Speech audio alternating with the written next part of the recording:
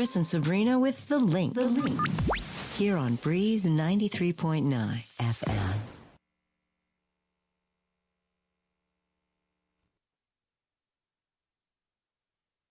Oh, Sinja uli di sombranzelten mak et zu ita saluda antes di niga Radzaudzen malakes fredzas Duret in todo in memu A nogi distancia Como gupugi palu Zangiman malak guafi Ikonuna sugi airi Prebatu la noci Nai banderata gaigi Pues atan fanni bandera Kau Esta pagua pumalapa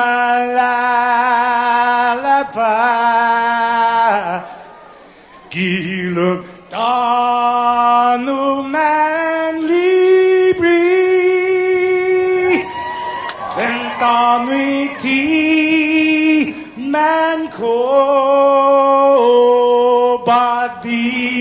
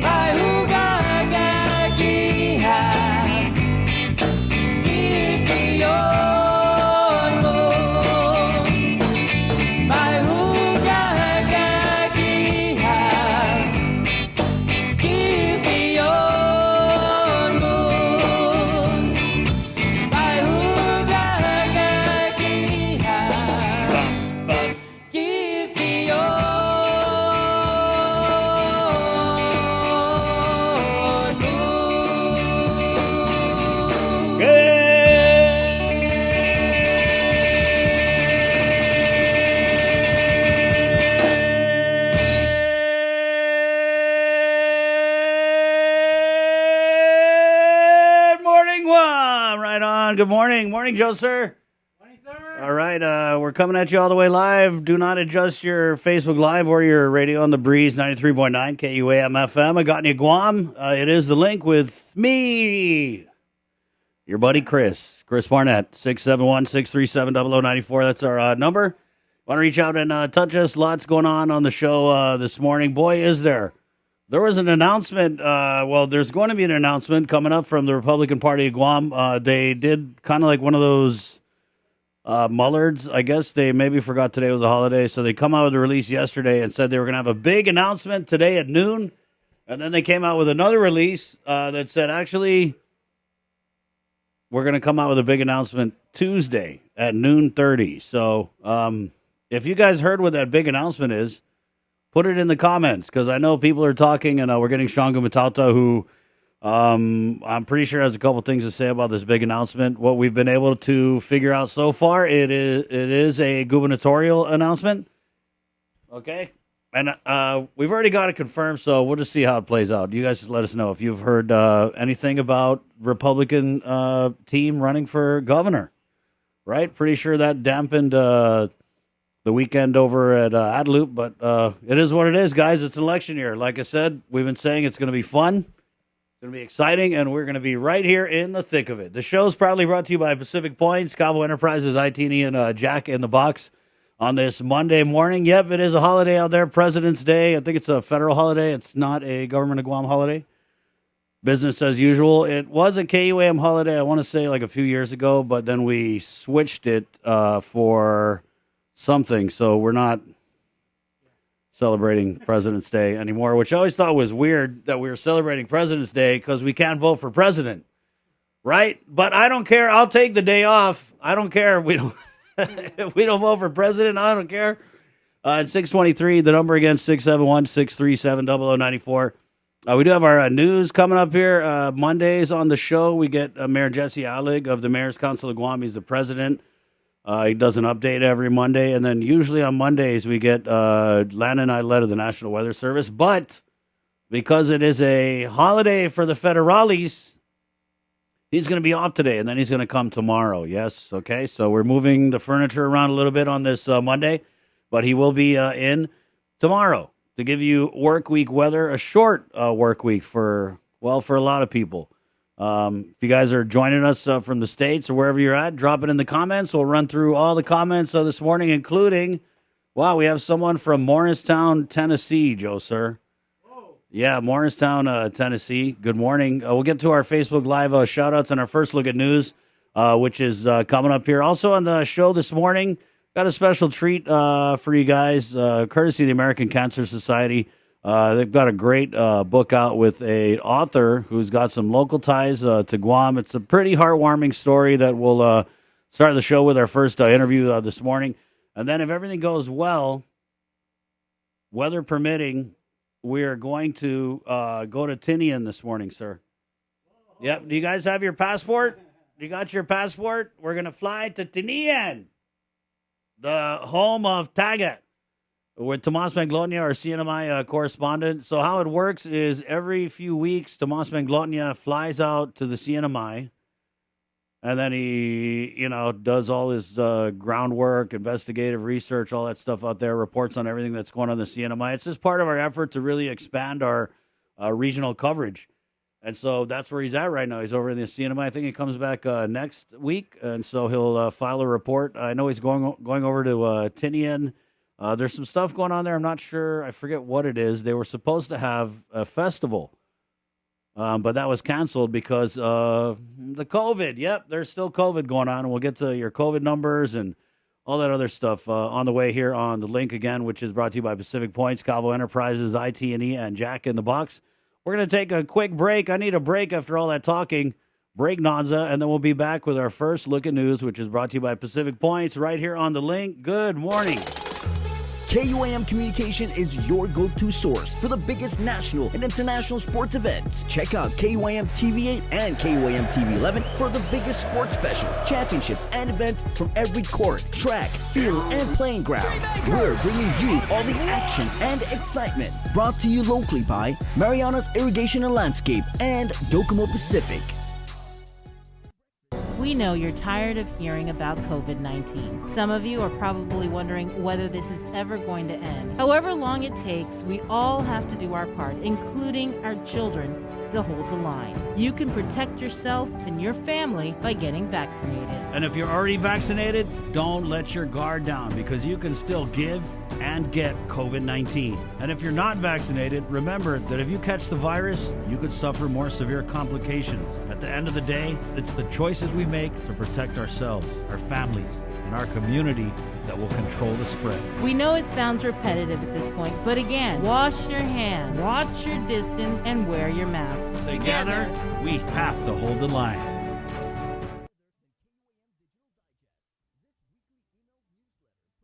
See what's on TV tonight with schedules, network news and notes, local promotions and giveaways on KUAM Communications social media pages. Like and follow us on Facebook or Instagram now for all the latest and never miss out.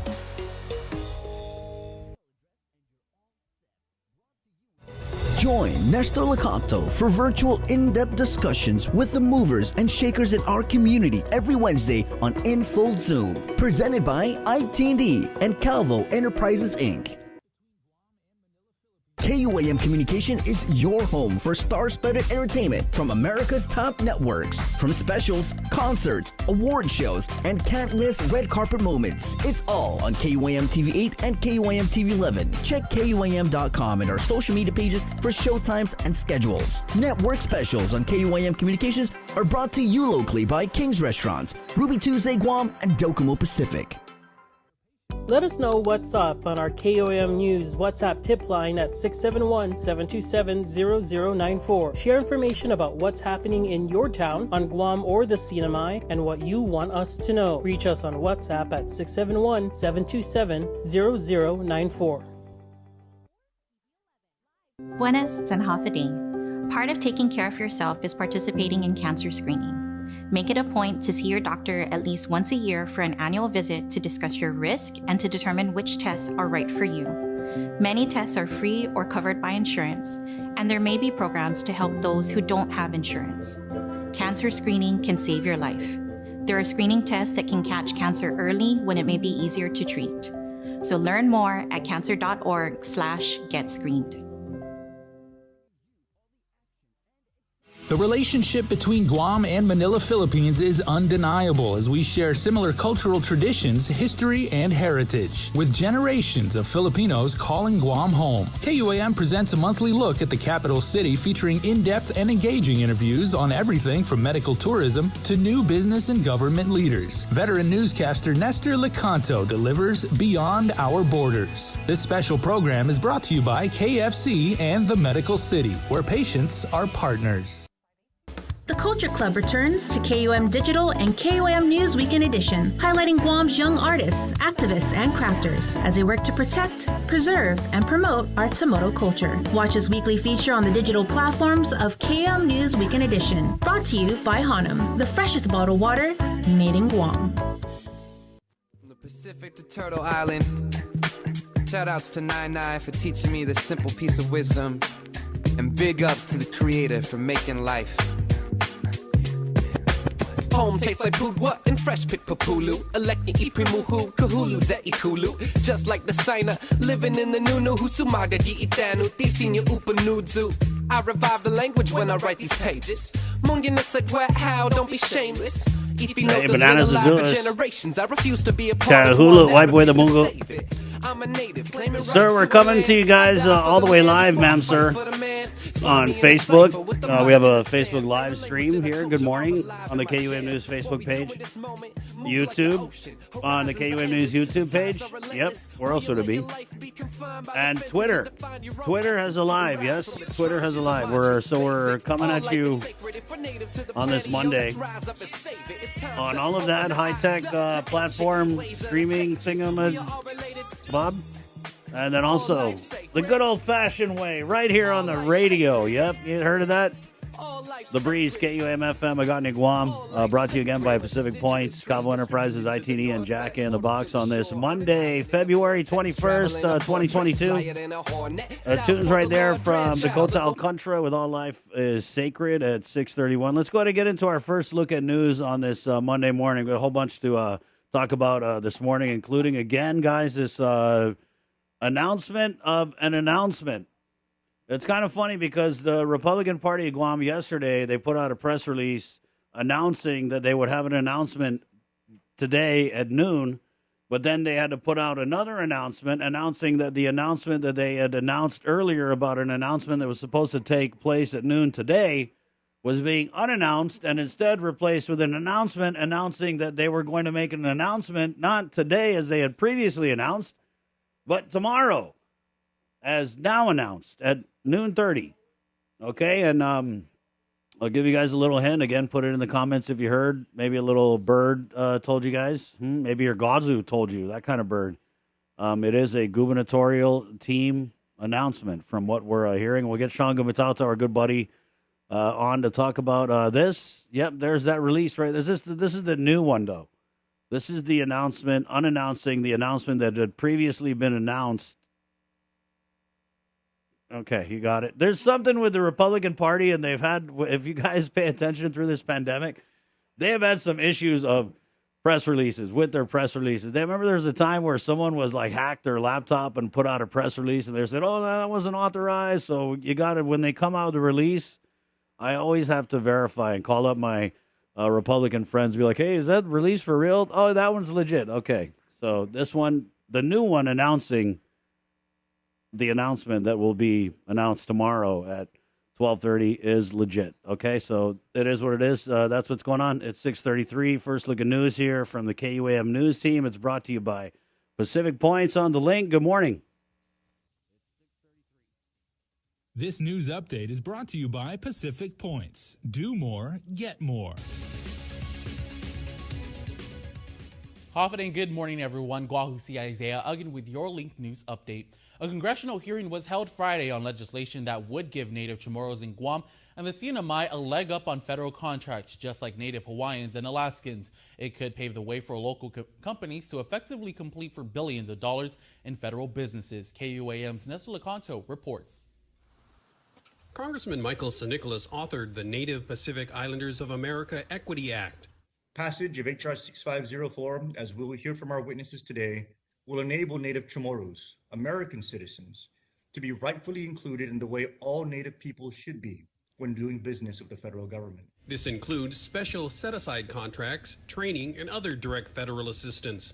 Among those testifying was local businessman Robert Salas II, whose company does regular contracting with the feds. I think it would be fitting that the federal spending that's coming into the islands be used to help the Native people of Guam and the Marianas. And just like our Native brothers and sisters of Hawaii and Alaska, we are loyal, dedicated, and capable Americans striving towards our daily American dreams. We just need that opportunity to make that dream a reality.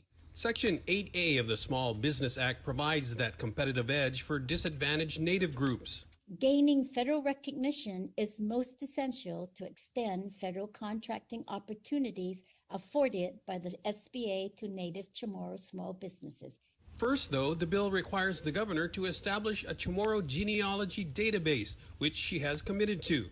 But some congressmen raised questions about the definition of Native Chamorro. It's described in the bill as those people who became U.S. citizens on Guam by virtue of the 1950 Organic Act and their descendants. Guam's three top leaders at the hearing sought to explain. There are going to be some people that are not really racially Chamorro that would meet that definition.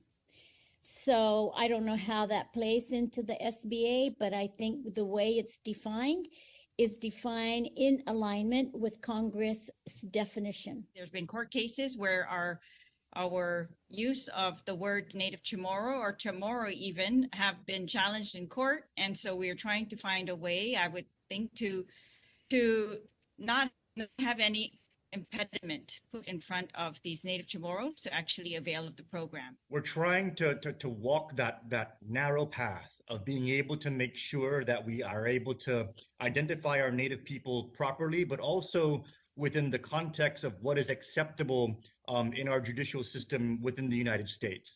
Another hurdle might be funding for a separate Chamorro registry office. The governor is seeking federal help, which Congressman San Nicolas suggests is an issue that might be best saved for later.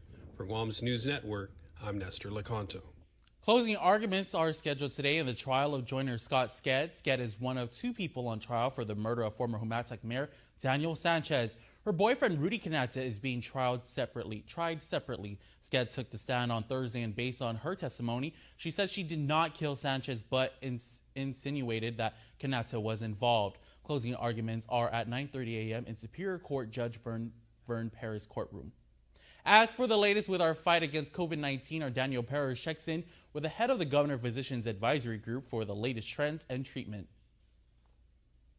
We are reasonably hopeful that the trends would suggest that we'll reach a peak and start to plateau and come down within a few weeks. Very difficult to be accurate, but those who, the PAG members and the other advisors that we have from public health all feel that that's very highly likely. Whether we've reached a peak or cases are declining, one thing's for sure. We're still in a surge, and with a highly transmissible BA.2 on Guam, it could be prolonged.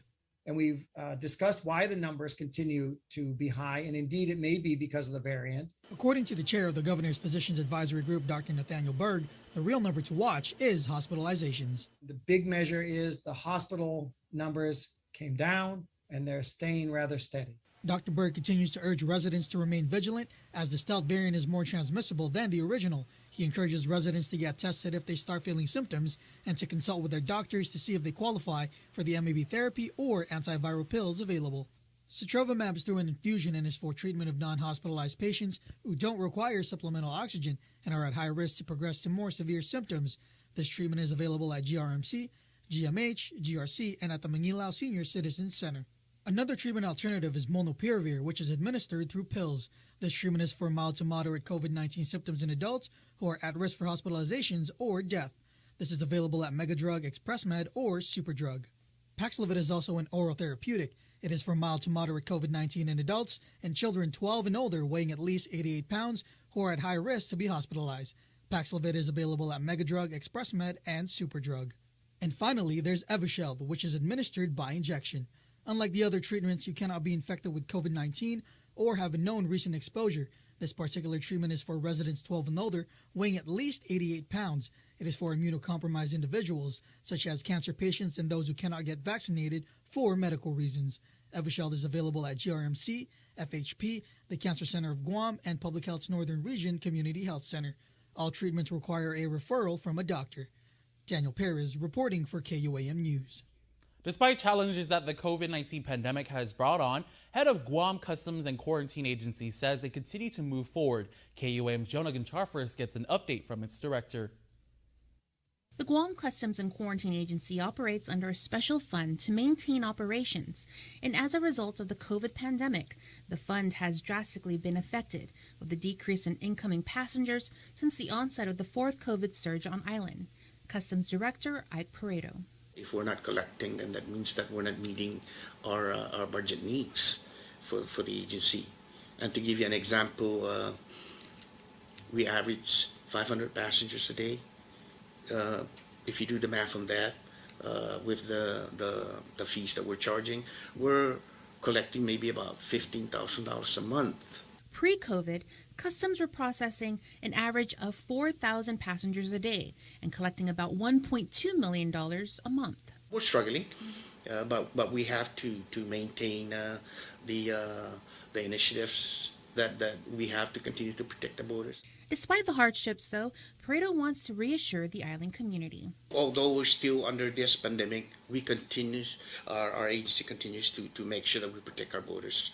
We must move on with making sure that we not only deter and detect illicit drugs coming through our borders, but making sure that we also ensure that the public is aware that we're out there, we're watching, and we can't do this job by ourselves. We need the support of the public insofar as trying to combat this illicit drugs that's prevalent within our community, especially methamphetamines. Reporting for Guam's News Network, I'm Jonah Goncharfers. CNMI Attorney General Ed Manabusan says that his lawsuit in Superior Court against Department of Public Safety Commissioner Robert Guerrero for alleged illegal overtime payment is only the beginning.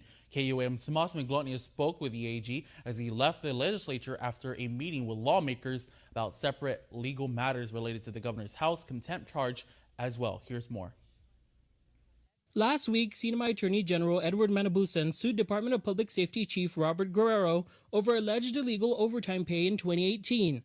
Guerrero received nearly $47,000 in addition to his $54,000 salary for his work in the 2018 Typhoon U2 disaster response. This is just beginning of a number of cases that we're reviewing and they're under consideration. So, with respect to the others, it's under consideration right now.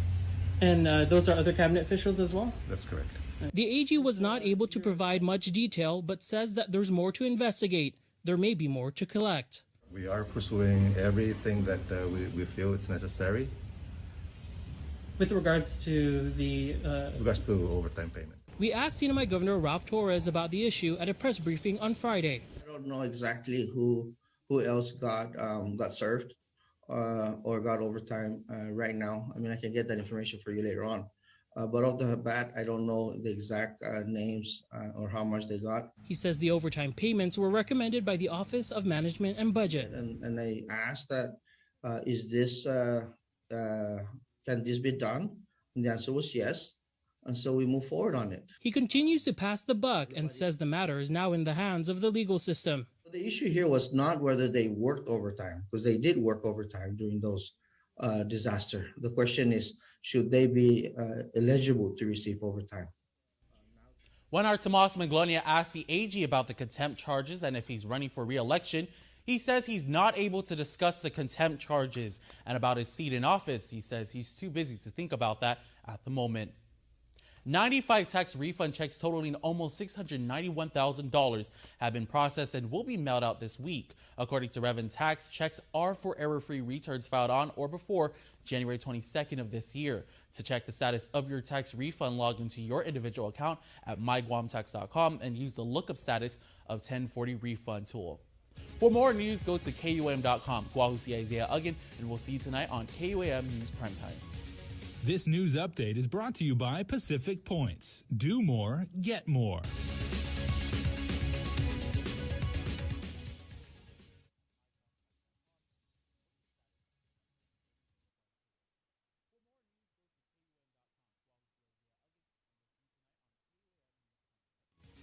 This news update is brought to you by Pacific Points. Do more, get more. Thank you very much, Isaiah. The KUAM News Update again brought to you by Pacific Points. Let's get into Chamorro News, proudly sponsored by First Hawaiian Bank with Uncle Ken Conception. Good morning. Where's an update to get soon to be finut sa morgan ni KUAM News. Presenta ni Familian Mizo gi First Hawaiian Bank. Direktor Guam Housing and Urban Renewal Authority si Sinot Ray Estapasnya sa matay. Distitos mid disinwebi na sakan kuita si tapas na humilulu iigura. Munahon sa statement yung magahaga lulyong Guerrero después nagotpan binalingo. Ilang niya na tsaw itoro gilin na lana si tapas niya pero na siguro na familia gwinigizagwahan manggay-gima na estable manggay-gima sa natural ay titinanda na klasen diniretso. Ilang niya segundo gobyerno Justin Orio na pago na dia sa minat kay san pangkan na binalingo para gwahan. Adingo si tapas niya sa gwahan niya Audrey san famagon niya. Otro artikulo Gida Mengo, John Information Center report na 50 na tao sa manggagagay hospital pero minalangon COVID-19. Uno sa gagagi pediatrics, 5 sa marisisibisan na bin ICU, 3 sa mauusay ventilator. 31 sa man mabakuna esta, 18 sa ahi, 1 sa tikwalifika para mabakuna. Ma-report lokin ni Departamento sa Salud Publiko na i-prevent na tinifong kausa ng COVID-19 sa 141 man nuevo siya gining 422 na man ma-analisa na specimen gidya 19 gi Febrero. Ipumalo siya na resultong test sa mananang ga-analisa dyan sinamiti giniyorto siya na clinic sa poro ma-report paguna diya. Distrito tohon niya ipesti ma-report po todo 42,544 na kausang COVID-19, 316 sa Mampinino, 5,173 na kausa gi active na isolation, 37,045 sa timanggay gi active isolation. Esta hulog gi 19 gi Febrero pagunasakan 134,328 namang kwalifika na taw-taw gi populasyon guahan sa man mabakuna kabales 53,965 na dulog booster sa man manay sa man kwalifika na taw-taw gi siya disti 29 gi September 2021 nasakan. Gindikote na asunto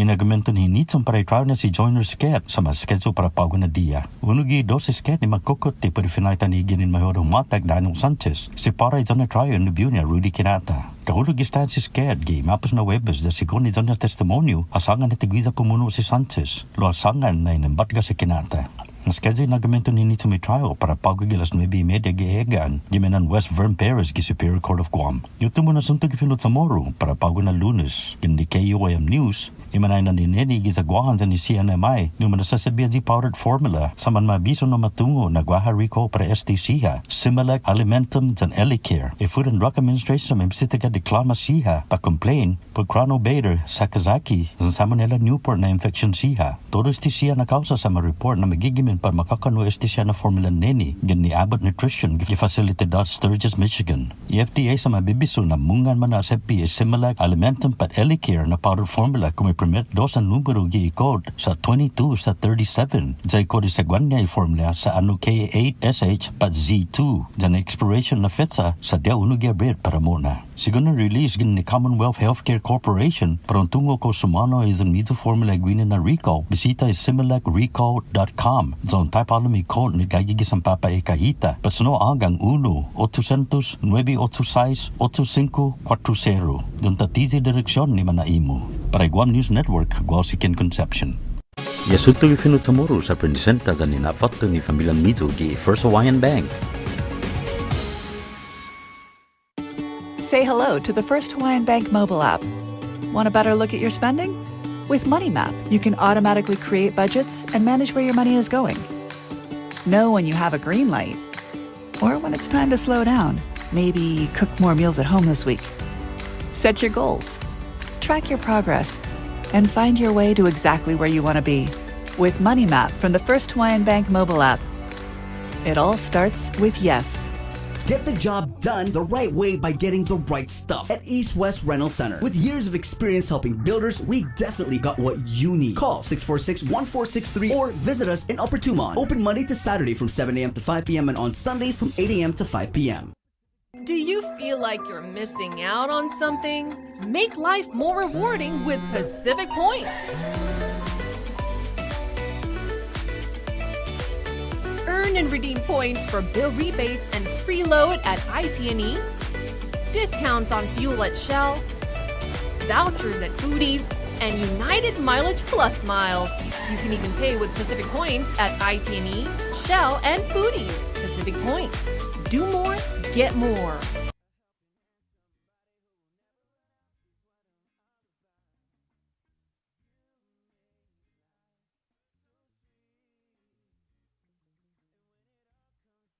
GU Self-Storage, conveniently located near the Harmon McDonald's. We offer affordable rates, online payments, and auto bill pay for your convenience. Plus gate access daily from 6 a.m. to 9 p.m. Call us today at 648-7867 for more information. New Spicy Lovers Pizza from Pizza Hut. Hurts so good. With its spicy marinara and sliced red chilies. It's like a roundhouse kick to the taste buds. How's it looking? Don't be bashful with the fiery flakes now. I want it to be real spicy. I haven't started yet. Okay, I'm ready. The new Spicy Lovers Pizza. Get it while it's hot. You want respect? Red chilies get you respect. Knowing our Pizza's the Hut. Mariana's Irrigation and Landscape Superstore. Stop on by and visit our showroom today. We offer everyday low prices on all major outdoor power equipment like bush cutters, chainsaw, power washer, generators, and more. Need service, repair, maintenance? Well, check out Guam's best superstore only at Mariana's Irrigation and Landscape, located in Barragata along Army Drive between Submarina and Besta Market. Call 735-7446 for more information. Now shipping to surrounding islands. Mariana's Irrigation and Landscape Superstore.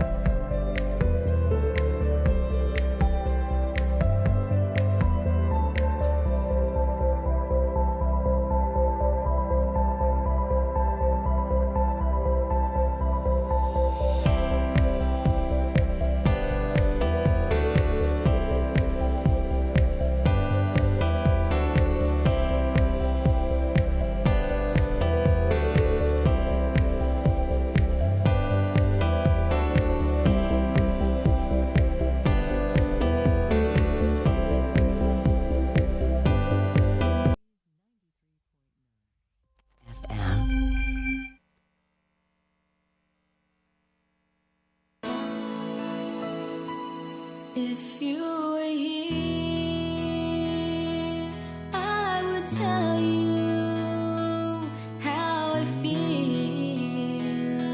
and that I need you. But you are nowhere to be found. You're not up and you're not down.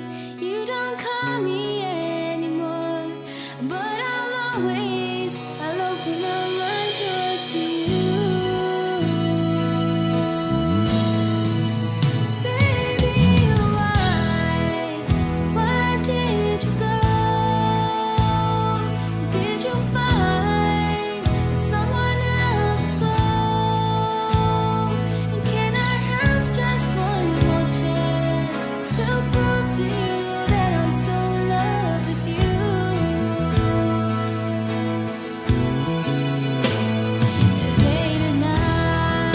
Oh, yeah. Ana D. Garcia. This still goes hard, man. I mean, as hard as a song called So In Love could go, definitely. Good stuff, 6:53. Yeah, just wanted to offer our condolences. We're going out to the family of Ray Tapasnia. As you guys know, he was a frequent visitor to the link here. In fact, the last time I talked to him, texted him, was a couple months back. And I was kind of messing with him a little bit. I was like, hey, I know you miss coming on the link. And he was like, I do, Chris. So, I mean, I love interviewing him. He was always snarky, always a little bit feisty. Made for a great interview, man. And it's such a small island because I used to skate with his ding-up brothers, Reed and Ryan Rainey, they call him. But I never knew Ray until I got into media. So definitely condolences, prayers, all that good stuff going on to the Tapasnia family this morning at 6:54. Shawn Gumatautau joined us in the KUAM News Zoom room. Good morning, Shawn. Are you there? Unmute. What's he? Oh, wait, standby. There you go. Check. There we go. Good morning. Good morning. Better now? That's better.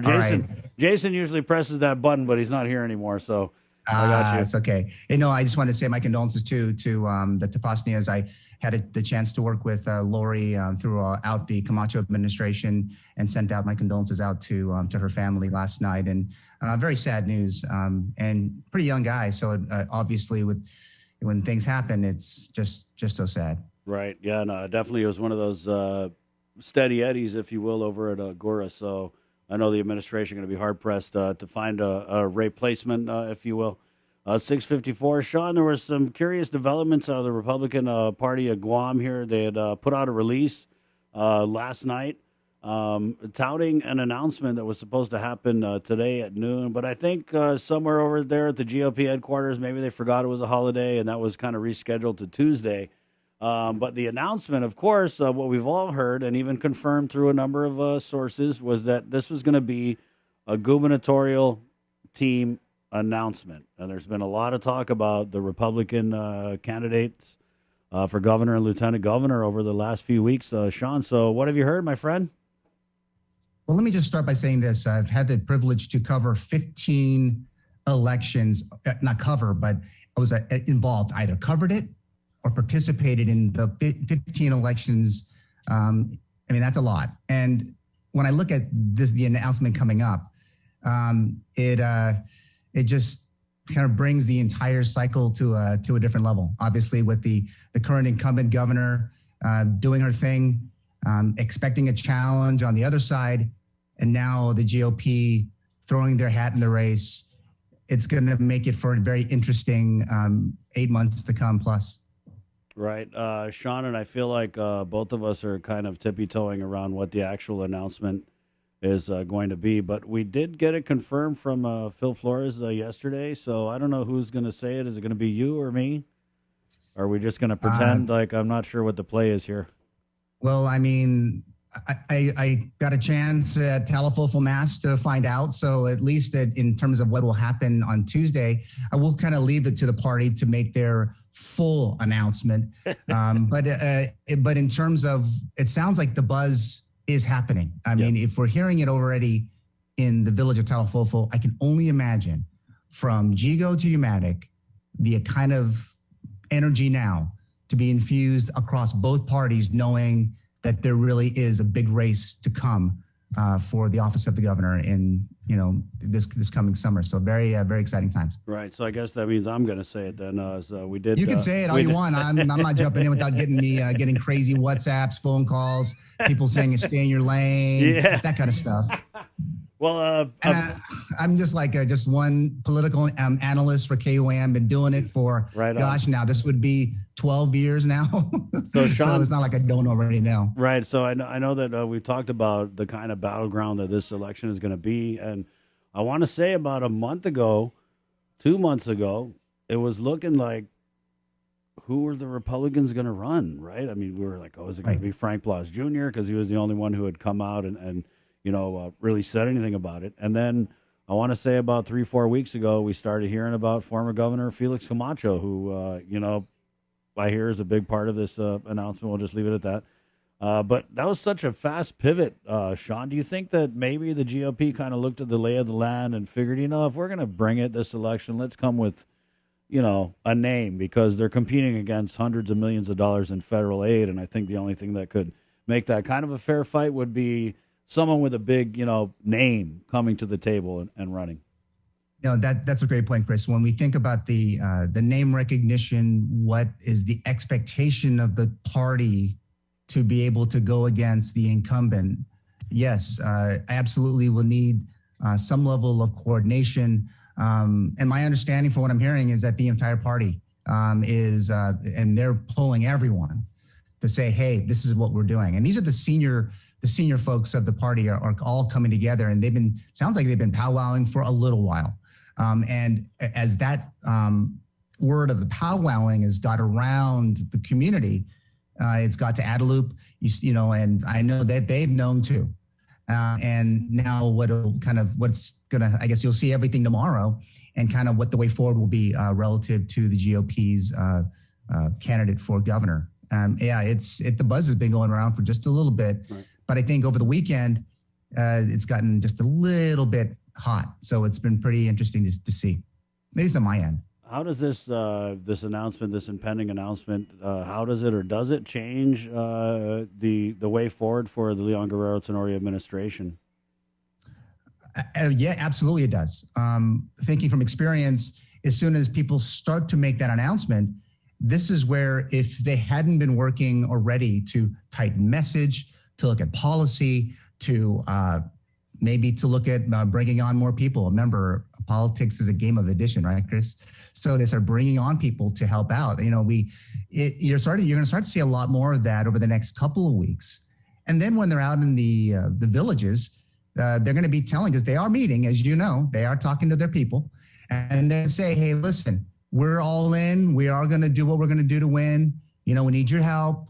And from a policy point of view, we're better than the other guy. And that's going to end up being much of that for the next couple of weeks, up until maybe the first debate or so, or a primary, whatever the case might be. But yeah, they're starting to make those plans, and they're going to start talking about the differences between their organization, their folks, their candidate, and the other guy. What about the specter of Congressman Michael St. Nicholas, right? People are saying that he's still in it. He could still come back and make an announcement. How does that kind of affect, again, the incumbent governor, lieutenant governor's way forward?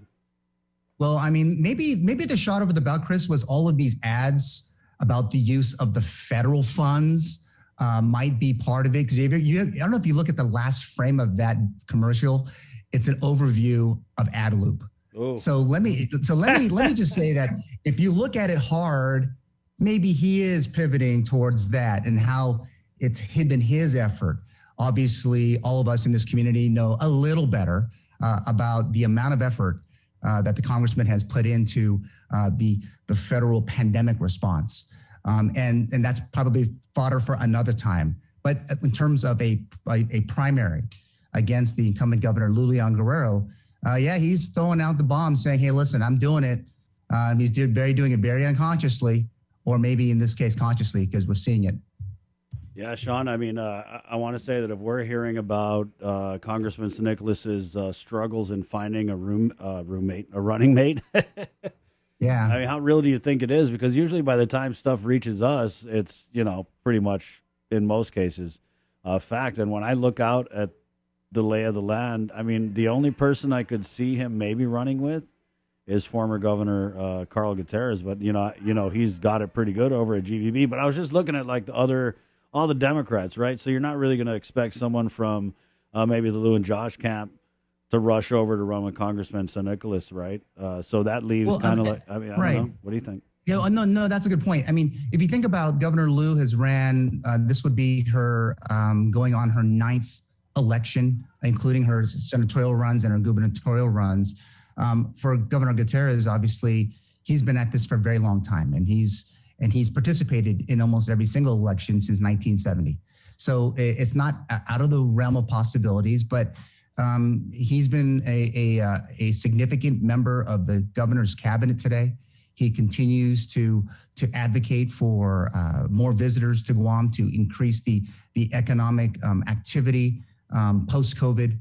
I don't know what that relationship is between him and Mike, but for the congressman, picking a running mate is really going to be a big deal. But remember, people don't vote for the second part of the ticket; they vote for the top of the ticket. And the second, or the supporter, that lieutenant governor candidate does bring those votes. But I don't know. I'm very curious too. I think the people are curious. If he is going to run, who's going to be that guy? Is it going to be a Democrat really? Or is it going to be an independent? These guys you and I talked on this program about how maybe he goes to another bench to be able to bring someone on, and whether that would poll well, whether that would in fact get Democrats to come to his side. It makes for a very exciting talk here on the link. Yeah, and I think that, looking at the end game, when you just, like you've covered a lot of elections. I mean, I'm just calling it like I see it. If Congressman St. Nicholas runs in the primary, loses, then you can assume that his supporters would go and support the Republican candidate. Do one of those kind of deals. We see that all the time where someone loses and I don't want to vote for the other person now. We're taking all our people over there. Do you kind of anticipate that happening? Because, I mean, the bad blood between the congressman and the governor, lieutenant governor, I mean, it's no secret. Right.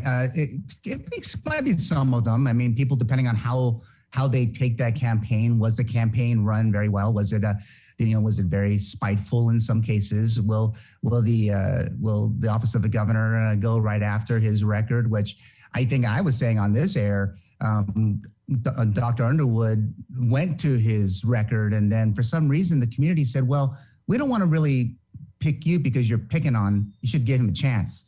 But record is going to be the key in this cycle.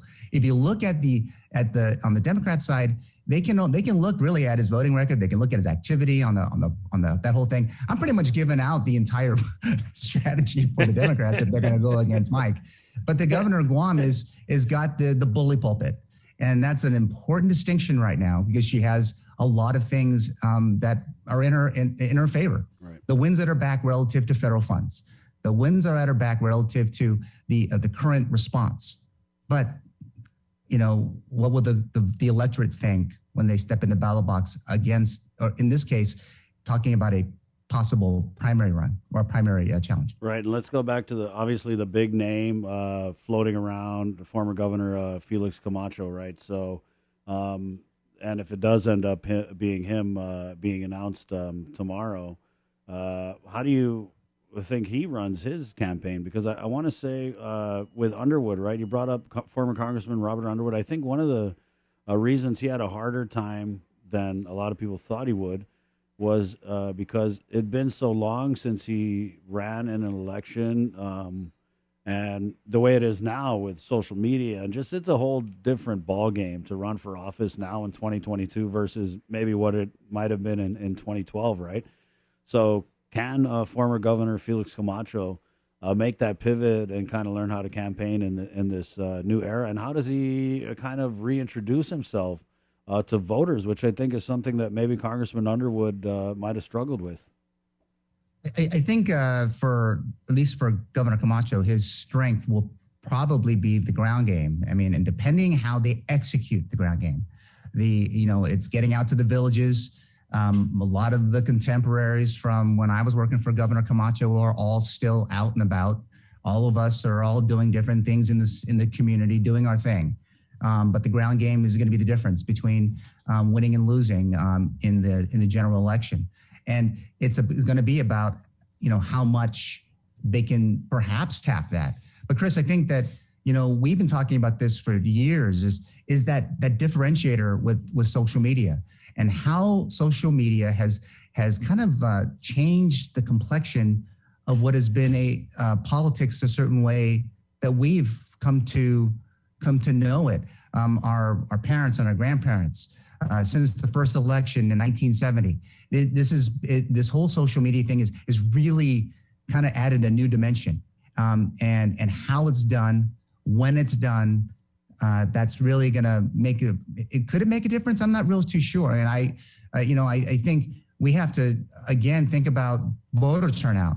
What does social media do to voter turnout? I'm not a fan of the early voting and all that kind of stuff. I think that giving opportunities, yes, is great. But when we look at it, we've seen a decline in our voter turnout, and I am hoping that people would get involved this time and and vote for their governor and be as active as they possibly can be. Shawn, when you talk about the ground game, right? So we all know there's different factions of, both the Republicans and Democrats, right? You've got these Democrats and you got those Republicans. You've got these Republicans, you got those Democrats, right? So when you talk about the ground game, is the ground game of like the Camacho-crats, if you will, right? Those Republicans who kind of align with the Camacho side of things. Are they ready to go? And has the ground game? Because I'm thinking maybe a little rusty. I think they've been all out and about. They're, from what I've checked, every time I'm going to elections, like I said, we've been at this for a while, and you see everyone's still around, being active. We got a little bit more tsungi. We're not nearly as dark-haired as we used to be. Yeah, right. Hey, man, I'm just saying it's a sign of distinction, right? But we've been around, but still the same things are still occurring, Chris. People are talking at the dinner tables. People are still talking at the parties. People are trying to get their kids who are of voting age to get them registered. We've seen a lot of our friends pass, which those used to be the big call them the sergeants of the villages are passing away. So who is that torch handed off to? And so, yes, it's gonna, for 2022, we're gonna see a lot of that. And also, hopefully the pandemic is gone and, winds have blown that away somewhere, but it will still have its effect on the primary and general election. And it'll be some years before that'll won't be a factor in people's wanting to go out and participate in this process. You just unpacked a whole lot there from the voter turnout, right? We know that the political people are getting registered to vote, and they're going to come out and vote. So it's really going to be, like you said, on the independents. But I want to go back to what kind of campaign this is going to be, Shawn. How much of it do you think is going to be, I would have done this versus I will do this? That is a great question. I just don't know. I look at what, I can only see the incumbent. Obviously, we know that she's running. We know that Governor Liu has record to stand on. If she gets challenged, he might have a record. We just don't know what his direction is going to be. He's not Senator Moylan, the antagonist in chief. He's not doing that, or he might, but is that going to resonate with Democrat voters? On the Republican side, it's going to be the contrast between the leadership styles of two very prominent political figures in our society, and where do you believe the direction should be for our community over the next 4 years? Exciting stuff, Shawn. I'm excited because it was like a couple weeks ago that we heard, okay, former Governor Felix Camacho, but then it was like, oh, who's he going to run with? And I didn't anticipate something being announced like this quickly. Yeah, neither did I. In fact, I'm not going to lie to you. When I heard about it too, it was kind of like great pause is what I'll say. Great pause. Yeah. Yeah, I'll just say Phil Flores shot me a text last night, and I was like, what? I was like, we can talk about this in the morning. He's like, well, I'm not going to talk about it. And then a little bit later, he's like, okay, hold on. It's Tuesday. It's going to be on Tuesday. So, well, if they're listening to your your monologue before, yes, it's like the start and stop, stop and start, perhaps start again. Okay. But yes, Tuesday is the day, and it'll make for an interesting news day for Tuesday. So are you listening right now, make sure you tune in on Wednesday morning on the link, and Chris will unpack what will be on Tuesday. Thank you, Shawn. Oh, thanks, Chris. What's going by the on? way, it's so crazy to be on the link on a Monday, because normally it's kind of end of the week, but my students at UOG are probably going, that guy better be on time for class today. Right. And just so you guys know, it is, I'm sure all my GovGuam people know that you have to work today. And there's class at UOG today, Shawn. Yes, there is. And I just sent my Inarahan Middle School kid to school. So there is school. So get out the door and get to work, folks. Thank you, Shawn. All right. Thanks, Chris. Good stuff there. Shawn Gumatauta, broadcasting all the way live from God's country. Talafofo in the house here. 713. The Link's proudly brought to you by Pacific Points, Calvo Enterprises, IT&E, and Jack in the Box. That's it. You know what I like? I like it. I love it. And like I said, things just change so quickly. I want to say a few months ago, right? Senator Frank Blas Jr. was really the only Republican whose name was kind of out there. I mean, people were talking about former Governor Eddie Calvo running. A lot of people were talking about that, but I'd run into him a couple times last year, and he was like, "Oh hell no, there's no way." So I knew that wasn't going to happen.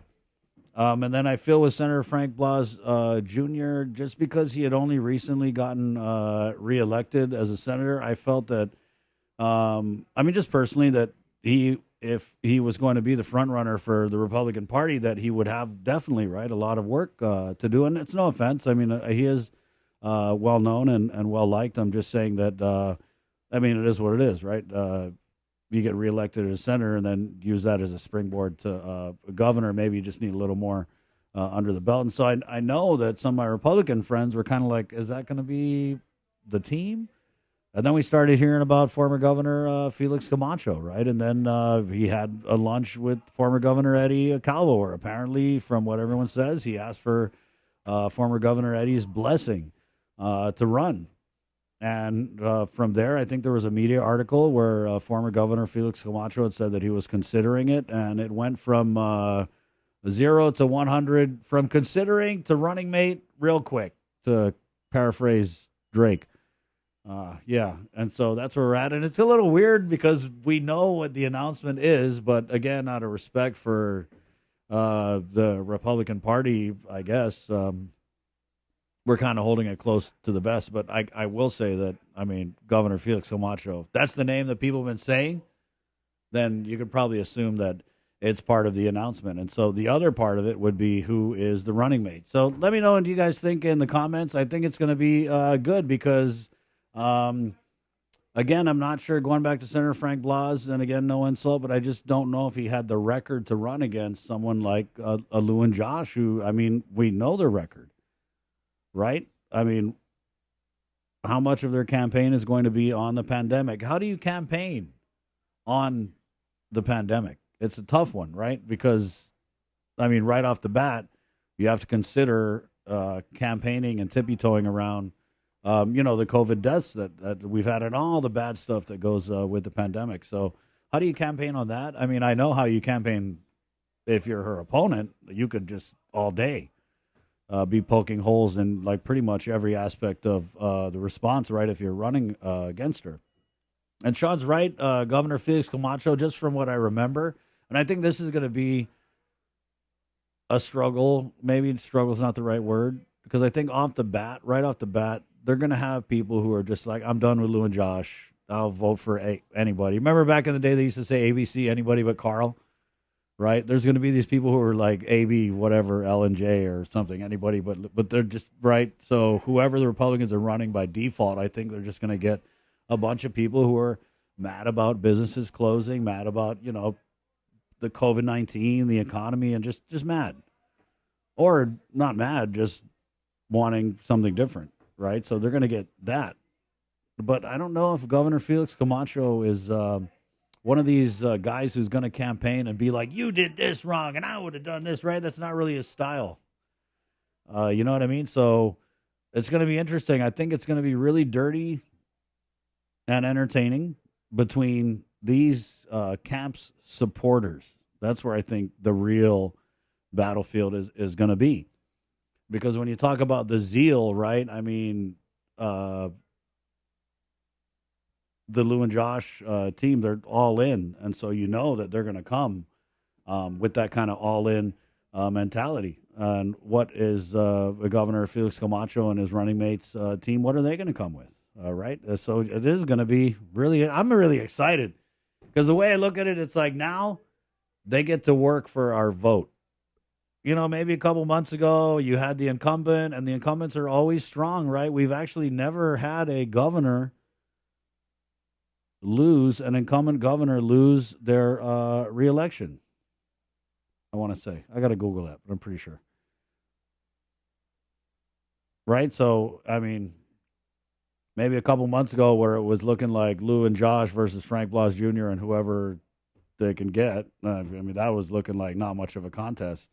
Now it looks like we're getting a good one With Congressman St. Nicholas, you don't know what the hell he's going to do. And let me tell you, that guy don't do anything like half-assed. You know what I mean? If he's coming with it, it's going to be like nuclear. I don't even know who's going to be left after the Democratic primary.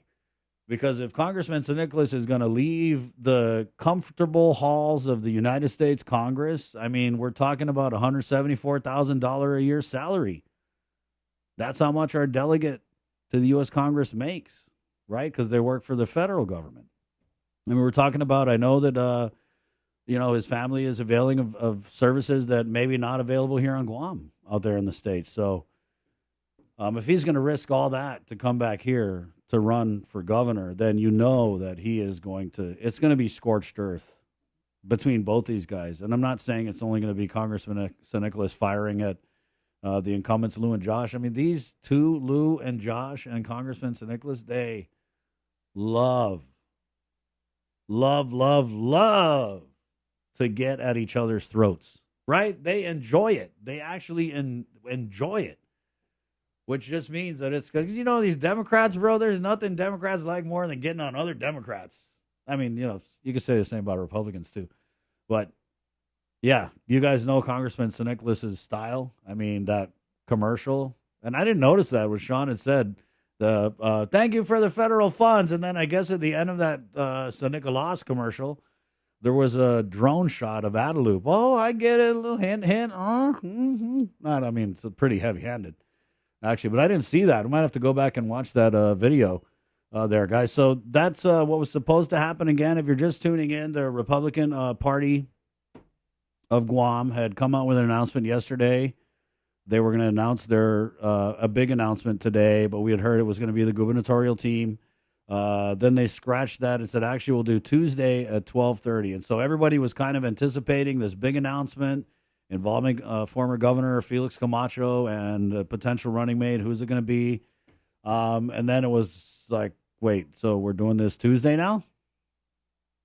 We're doing it Tuesday. Okay, and I'm pretty sure we will be there with the KUAM News team to bring you the best. It is 7:20 right here on the link. Let's go through our Facebook comments. Yeah, boy. It's going to be, I mean, I'm not saying that it's not going to be easy. And I think even if it had been Senator Frank Blas Jr., I know I said that maybe it wouldn't be quite the race the Republicans wanted, but I still think it would have been definitely a race because there are a lot of places where someone who's critical of this administration, I mean, anybody can say anything about anyone, really, right? But Frank Blas Jr. he's a very, how can I put this?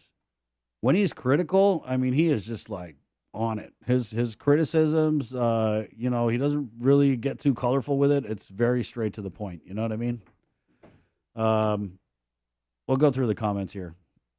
Margarita, money wasted on that COVID quarantine hotel for a whole year. How many millions did that cost?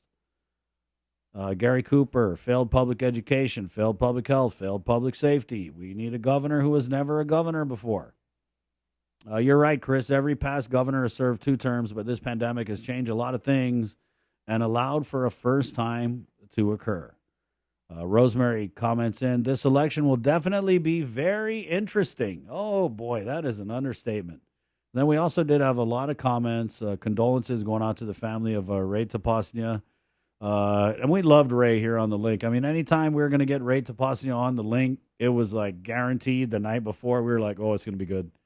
During the last few times we had him on, I think, with Senator Tello Taitagui, and they love to kind of butt heads over things. And so I definitely remember very fondly the many times that Ray was on this show, and he's definitely missed here on our link airwaves. And in fact, like I told you guys earlier, the last time I messaged him was a couple months ago, and he was messaging me about how he missed coming on the link. So I'm just thinking about that. I was thinking about it last night when I heard the news, and I was like, damn, Ray, I was hoping to get you on one more time at least, So really prayers going out to Ray and his family at 722.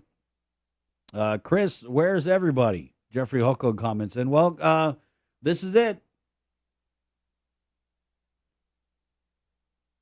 Hey, right on. So we've got a bunch of stuff going on. I know Sabrina talked about it when they finished out their sentence here on the link. But basically what's going to happen is they're going to be doing a midday. they're going to be doing like a midday news show. And so Sabrina and Jason kind of went off to work on that. And they left me here all by myself. No, and so I'm kind of doing the heavy lifting here on the link. But really just try not to miss a beat, guys. You know me. You down with CMB? Yeah, it's me. And Joe, sir, of course. And so we're just going to continue to bring you guys the best show that we can, and it's going to be juicy, especially in an election year at 7:23. So Jeffrey Hokog, that's where everybody is at, okay? Chris Cave comments in, good morning and half a day. Mark Santos, I'm confused about the announcement. Okay. Well, Mark, let me unconfuse you a little bit. But if I was to repeat what I said earlier about the announcement, announcing the announcement, that they made an announcement, canceling the announcement they had previously announced, it would be really confusing. So basically, oh, nice. Nestor Lecanto, thank you, Nestor, so much. Nestor's over in the PI. He's lucky. He's one of the lucky ones. Everyone's trying to go to the PI now. Sir, everyone was talking this weekend about how the ticket to the PI is like $5 million or something. Is that because of the demand? Right. So many people are trying to go to the PI because it's open now. And I was thinking, people were like, oh, my God, now I don't want to go because it's going to be so crowded. Well, if you think about it, it's going to be exactly how we left it before the pandemic, right? I never went to the PI and said, wow, it is so wide open here. It's so, wow, I really stretched my arms. Every time I went to the PI, I was always like, oh, my God, how do I walk by this person without touching? You know what I mean? It's just super crowded. And so it's kind of going to be that way again now that they've reopened. Anyway, Nestor Lecanto here from the KUM News team. He is the main remember of things. I told you I wasn't sure. He said, FYI, Carlos Camacho, Paul Sr., and Ricky all lost second terms. Ricky came back after a break. Okay, so there you go. From Nestor Lecanto, the KUM News team. It is 7:25. Yes, the announcement, guys. And Mark, I'll just clarify this for you in case you're still confused. The Republican Party came out with a release last night, and they said, we have a big announcement for the people of Guam at noon today on Monday.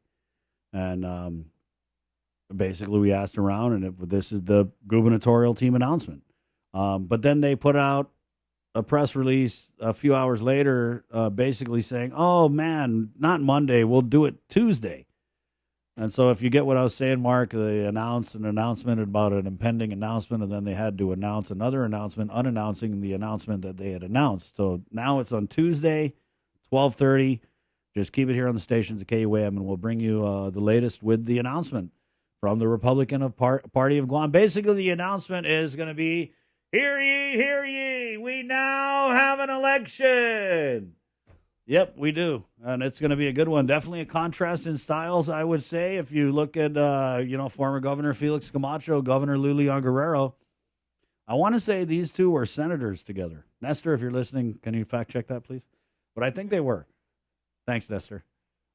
So it's going to be really interesting. I mean, you know what you're getting with Governor Lou, Governor Felix Camacho. Some of the old heads probably really remember what it was like when he was governor. He was governor for 2 terms. Remember, he was governor. First, it was Camacho Moylan. And then they did that's where Governor Ralph Torres got it from. They did this whole like Camacho and his lieutenant governor, Kaleo Moylan. There was a malfunction we did called Fighting on the Team. But basically, they just had a falling out. And it was pretty public. And Governor Camacho ended up running with someone else in his second term.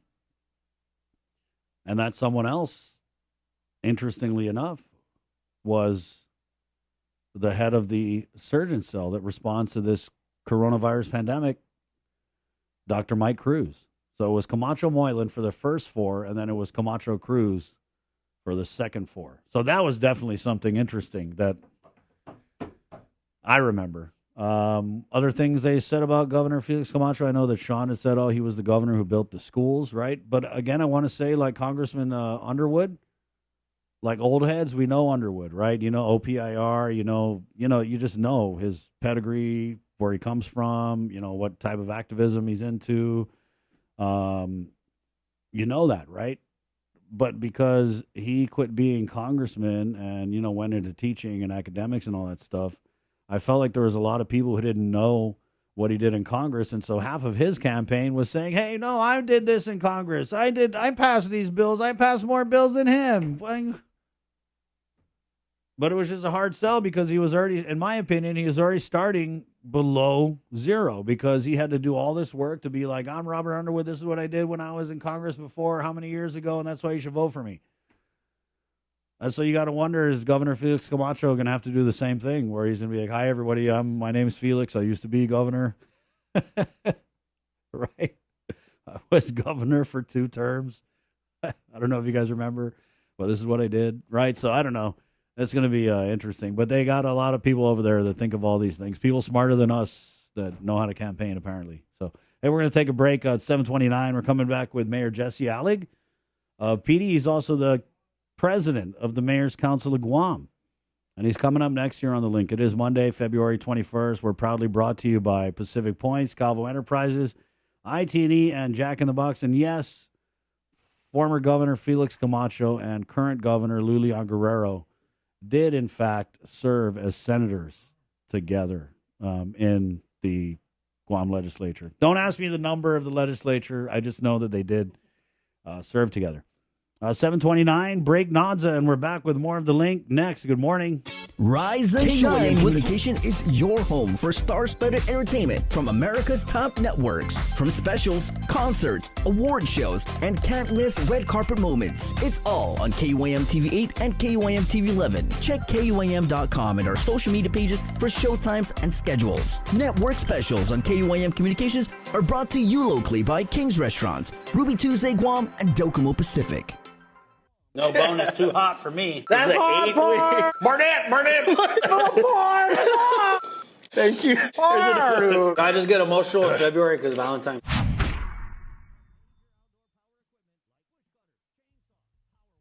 It's deep diving into what's making news, listening to your feedback, and getting you the answers you deserve. Plus, remembering to laugh a little too. Join me, Chris Barnett, on The Link, live streaming video on the KUAM News Facebook page and YouTube channel, and broadcast live on The Breeze, 93.9 FM, KUAM.com, and the KUAM News app. Miss The Link, miss a lot, so don't miss it. The Link is presented by IT&E, Calvo Enterprises Inc., Jack in the Box, and Pacific Points.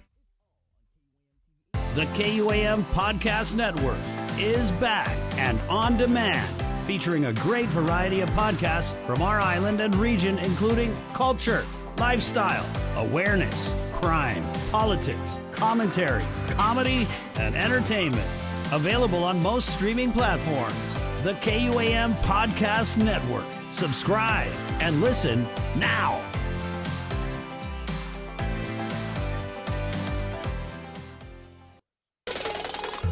KUAM Communication is your go-to source for the biggest national and international sports events. Check out KUAM TV 8 and KUAM TV 11 for the biggest sports specials, championships, and events from every court, track, field, and playing ground. We're bringing you all the action and excitement. Brought to you locally by Mariana's Irrigation and Landscape and Docomo Pacific.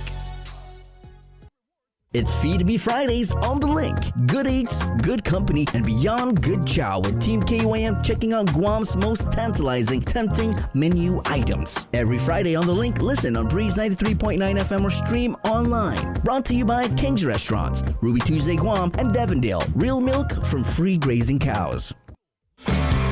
Catch Sports Link on The Link every Friday for the latest sports news, game schedules, athlete profiles, and more. Sports Link airs every Friday on Breeze 93.9 FM and streaming online across our multimedia platforms. Sports Link is brought to you by Mariana's Irrigation and Landscape and Taco Bell. Live Mas.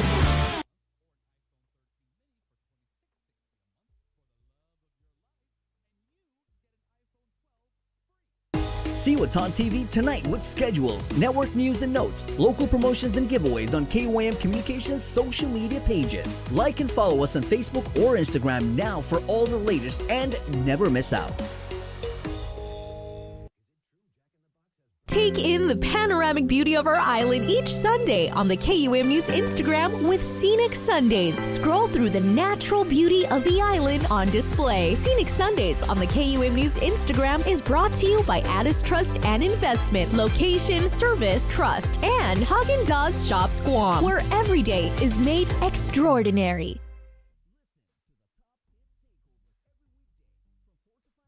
KUAM Communications continues our perpetuation of our Chamorro culture, language, and heritage with features available to our listening and viewing audience, including streaming of Chamorro music 24 hours per day on Isla Digital Radio on KUAM.com and the KUAM News app. Chamorro News Update, weekdays on the link and the KUAM News YouTube channel. Conversations about life in our Chamorro language podcast, Cuentos Tapoco with Kin Conception, seasonal specials, shows, and other features highlighting the beauty of our language, culture, and history. It's a new era of our continued commitment to our Chamorro heritage. Isla, watch, listen, stream.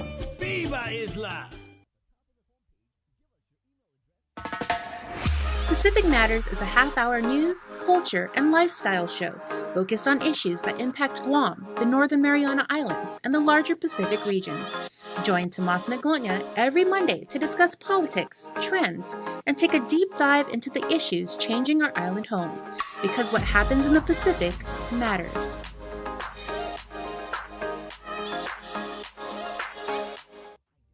Take in the panoramic beauty of our island each Sunday on the KUM News Instagram with Scenic Sundays. Scroll through the natural beauty of the island on display. Scenic Sundays on the KUM News Instagram is brought to you by Addis Trust and Investment, Location, Service, Trust, and Haagen-Dazs Shops Guam, where every day is made extraordinary. It's deep diving into what's making news, listening to your feedback, and getting you the answers you deserve. Plus, remembering to laugh a little too. Join me, Chris Barnett, on The Link, live streaming video on the KUAM News Facebook page and YouTube channel, and broadcast live on The Breeze, 93.9 FM, KUAM.com, and the KUAM News app. Miss The Link, miss a lot, so don't miss it. The Link is presented by IT&D, Calvo Enterprises Inc., Jack in a Box, and Pacific Points.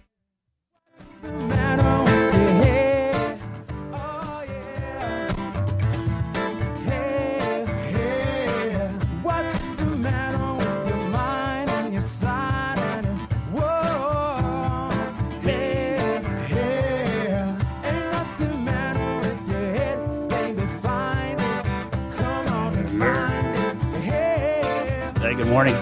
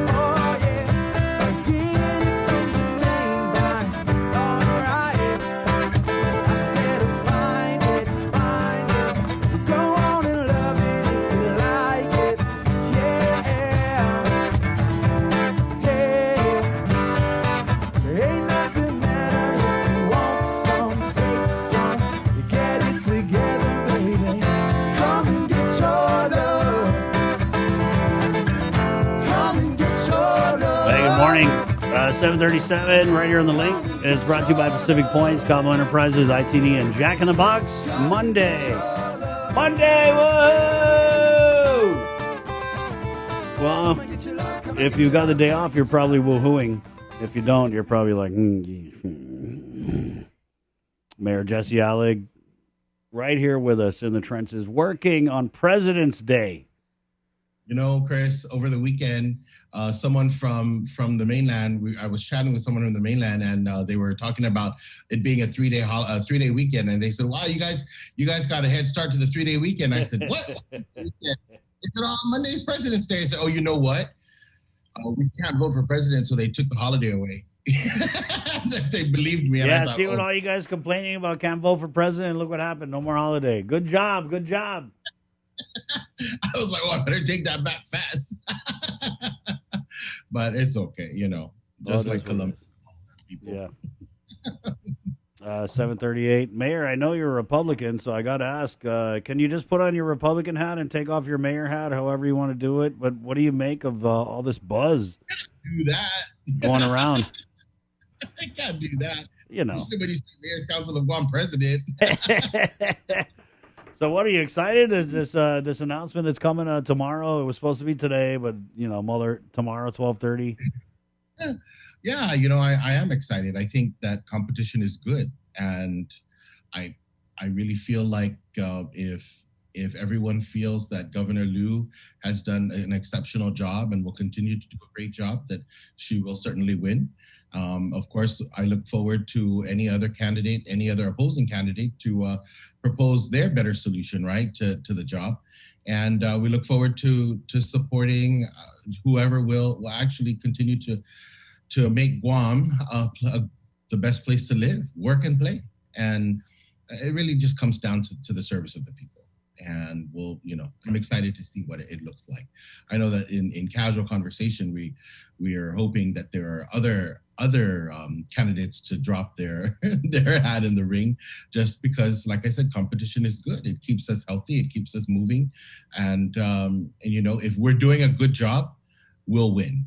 Right, we'll continue to win, and whether we're the governor running for re-election, whether a senator or a mayor, even a board member. I mean, if we're doing a good job at whatever we've been elected to do, we'll continue to win. So, it's starting to. I've always thought it would be a nice heated election, and so I'm glad that it's going to be a fun election. That's nice. Well, that was a perfect. That was a commentary to your commentary to everybody else's commentary, because everybody has 10 cents, right? And so it'll be exciting. Well, Mayor, that was spoken very, very carefully. That was, your answer was the answer of a man who's still waiting on about $16 million from the administration to get into the mayor's council bank account. So nice way to tippy-toe around that answer. You're like, if they like what Lourdes is doing, then Lourdes will win. Or if they don't like what she's doing, then, Lourdes will win. See, I told you. Right, so obviously you're in a little bit of a sticky spot when things get a little hot down the road. Mayor, but can we just start with the ARP funding? I know that you guys got the $1 million. Has there been any other money put into you guys' account? Not just yet. I know that last week we submitted our plans for the $100,000 per village. So we're hoping to get that money loaded sometime soon. We're also, we're kind of juggling the ARPA with the ESF at the same time. So we're working on that as well. With the ESF, and I'm going to jump to the ESF because that's top on my list at the moment, because most of the villages that submitted a budget for the after school and the summer school program, already know what money they're receiving, but we haven't been able to draw down that money simply because we haven't, the procurement process has not been finalized. And so we are looking to hire one administrative personnel to handle the ESF grant money. And it's important for us because we already have all the other funding sources that we have to contend with at the regular operations level, and we only have two administrative clerks that take care of the 19 villages, and so to add on the ESF, the ARPA, not including the senior citizens operations.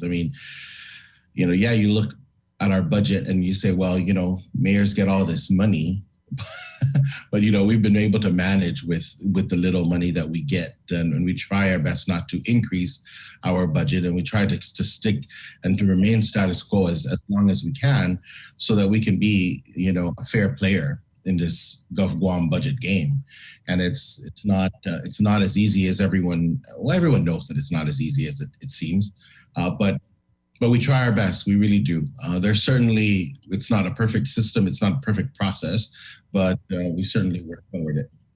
And this fiscal year is going to be real challenging because not only will we have all this money that we're looking forward to, but it's also managing what we're going to get for fiscal 23 and making it work for everyone. And they complement each other, right? Our appropriated funds and all the federal stimulus money, they complement each other. So we just have to make it work for each other. The difference that we have is that each of our 19 villages don't have its own administrative officer or certifying officer, right? So it's kind of like the mayor having to do all of the work on their own, because at the end of the day, the mayor is responsible for whatever happens in the office. Yeah, but Mayor, are you guys like centralizing like the ASO duties at the council level so that everything from all the villages goes through that? Yeah, yep, we always do. We do have a certifying officer, and that's what we're saying is we have that one certifying officer, and we have 2 administrative aides that handle the 19 requests for, it could be anything. It could be a bush cutter from one, and building a gym on another, and a roof on one, and plumbing issues on another. So there's a myriad of projects, and we just want to make sure that that it's done correctly, and so that there's no issues at the end of the day. Mayor, we had a comment here. Out of curiosity, are mayors unable or able to request emergency procurement procedures? Like, can you guys do your own procurement? We do. Oh, yes, we do our own procurement. We can request for emergency procurement. We typically don't need to procure anything too much larger than $500. That's emergency wise. So if it is emergency, then we do have an authority that allows us to purchase $499 and below without any other without any quotations. But that's really at the very last end of the game. I mean, if you absolutely can't do a purchase order, that you use that authority. Emergency procurement always typically during disasters or storms, that falls under Homeland Security and FEMA. So we follow those guidelines. That doesn't, it's not strictly just for the mayor's council. So we couldn't rent out a whole 4th floor at the Pacific Star, if that's what you're thinking. We don't even have that money. So yeah. But yeah, that's what it is. It is what it is. Mayor, I wanted to ask about we kind of talked about it last time, but then we heard some things about a possible return this year of the Liberation Day Parade. Have you heard anything about the parade coming back this year? Be honest. No, I have not. Not on the mayor's council side. We have not heard about a Liberation Parade returning. Of course, we have our committee, Liberation Committee, talking about options, right, on what we want to do for Liberation and how we can celebrate it more. Perhaps it might be in consideration because it seems as if we're moving into considering this pandemic to be endemic, and we're going to all be okay in a month or two. So hopefully, if that's the case, then it's certainly going to be the call of the administration. Just the season, Chris Barnett. Yeah, it's a great year. I mean, of all the years to bring back a Liberation Day Parade because you had to cancel it during a pandemic, I would say probably this year might be a good one. Yep. Silver bells.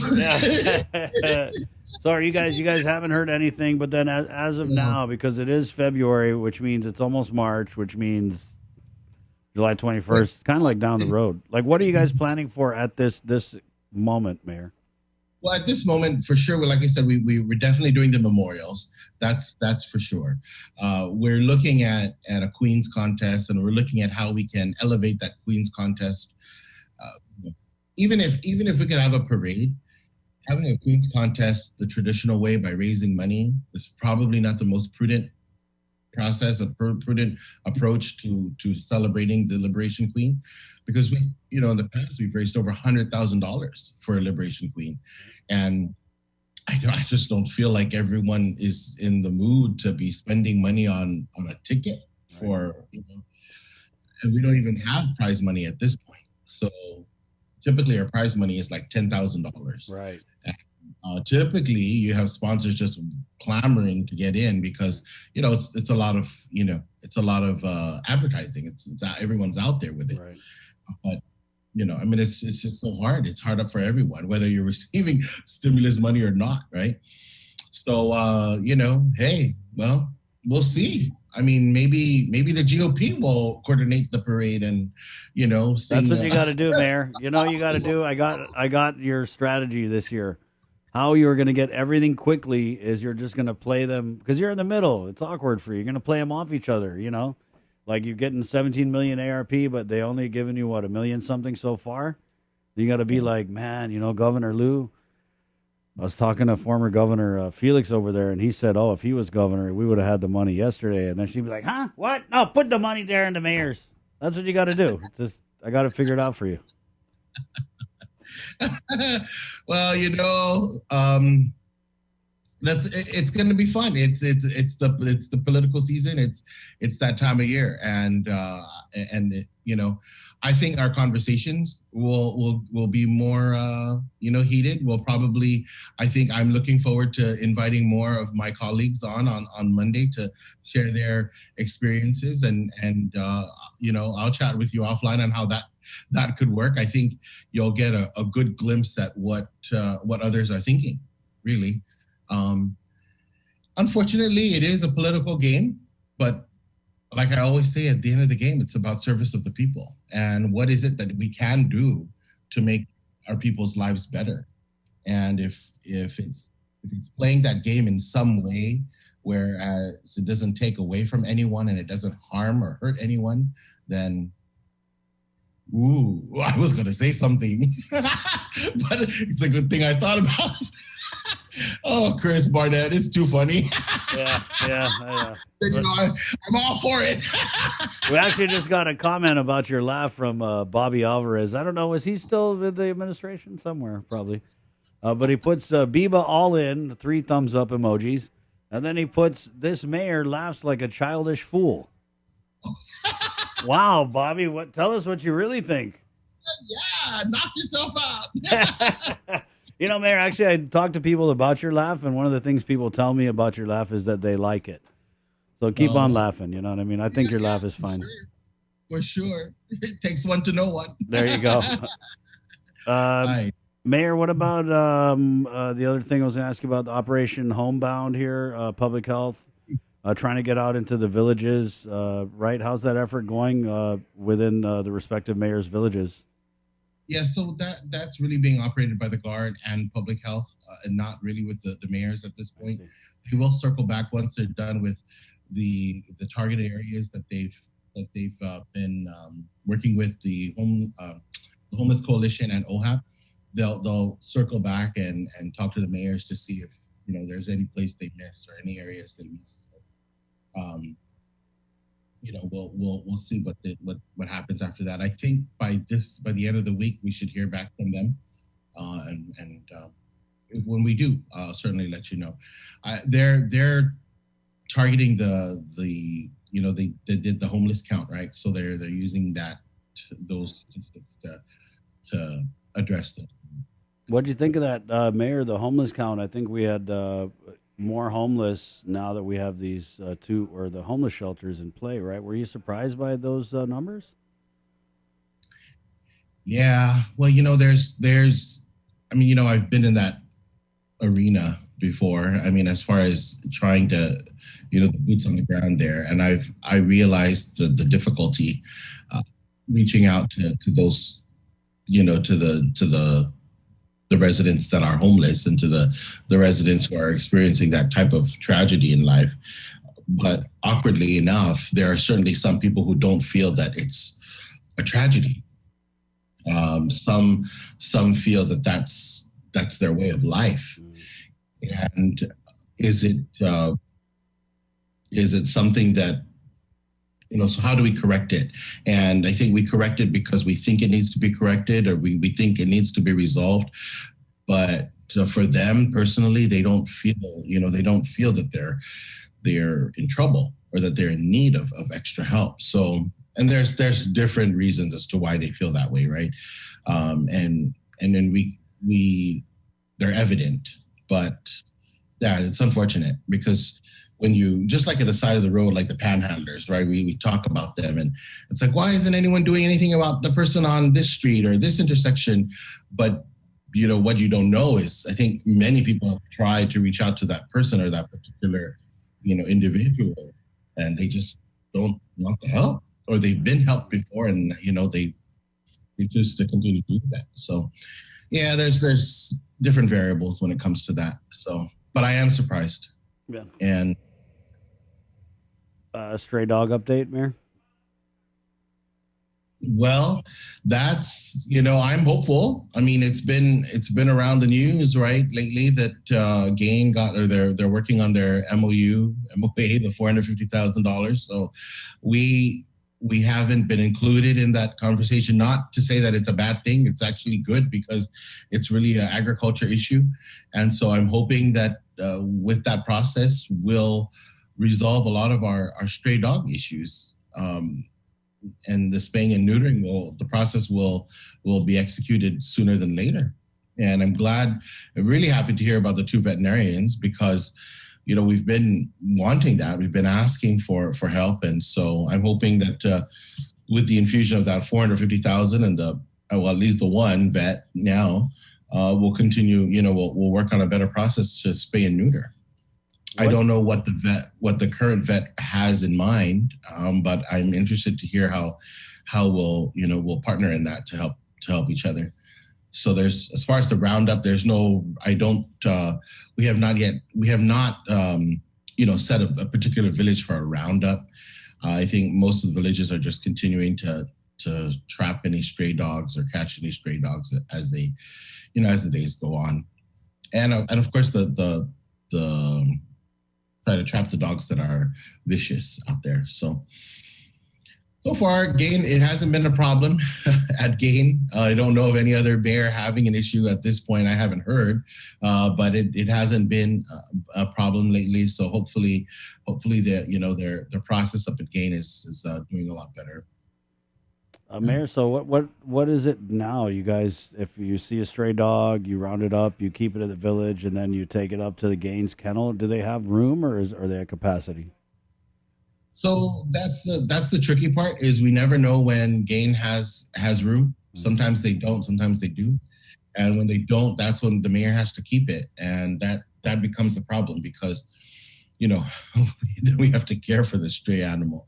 And, that just, a lot of us, had to make our own kennels at the back of our offices to make sure that the dogs and the cats are sheltered and then fed, and so that's a big issue when it comes to us having to keep the pets if Gain does not have capacity, does not have a shelter or kennel space. But like I said, so far lately the Gain has actually been accepting our dogs and our cats. So hopefully, like I said, hopefully the process is a lot better up there.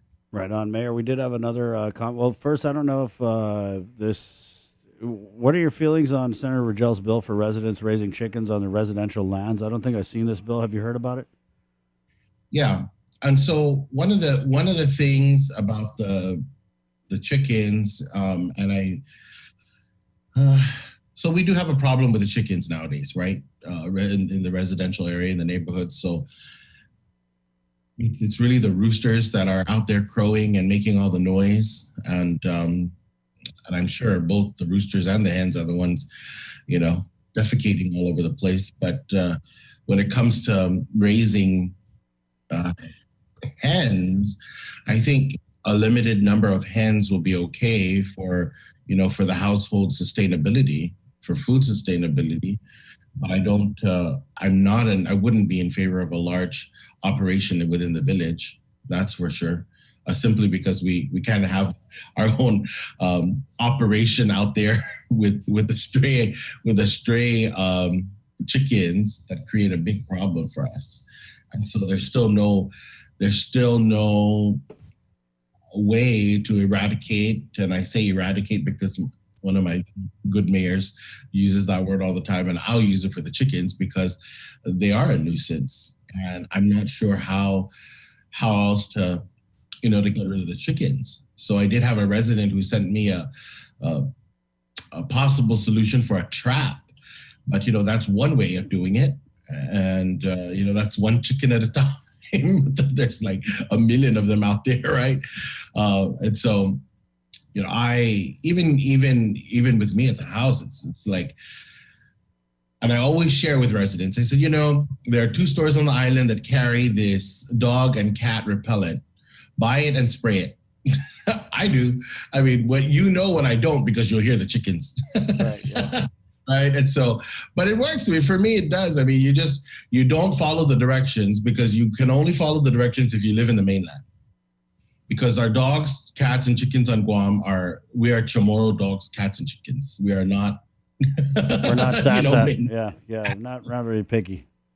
Yeah. So you have to spray the entire bottle around your yard and your wall. And, in another week, you spray another bottle, that's just kind of how it works. And so for me, it really does. It helps. It keeps everyone out.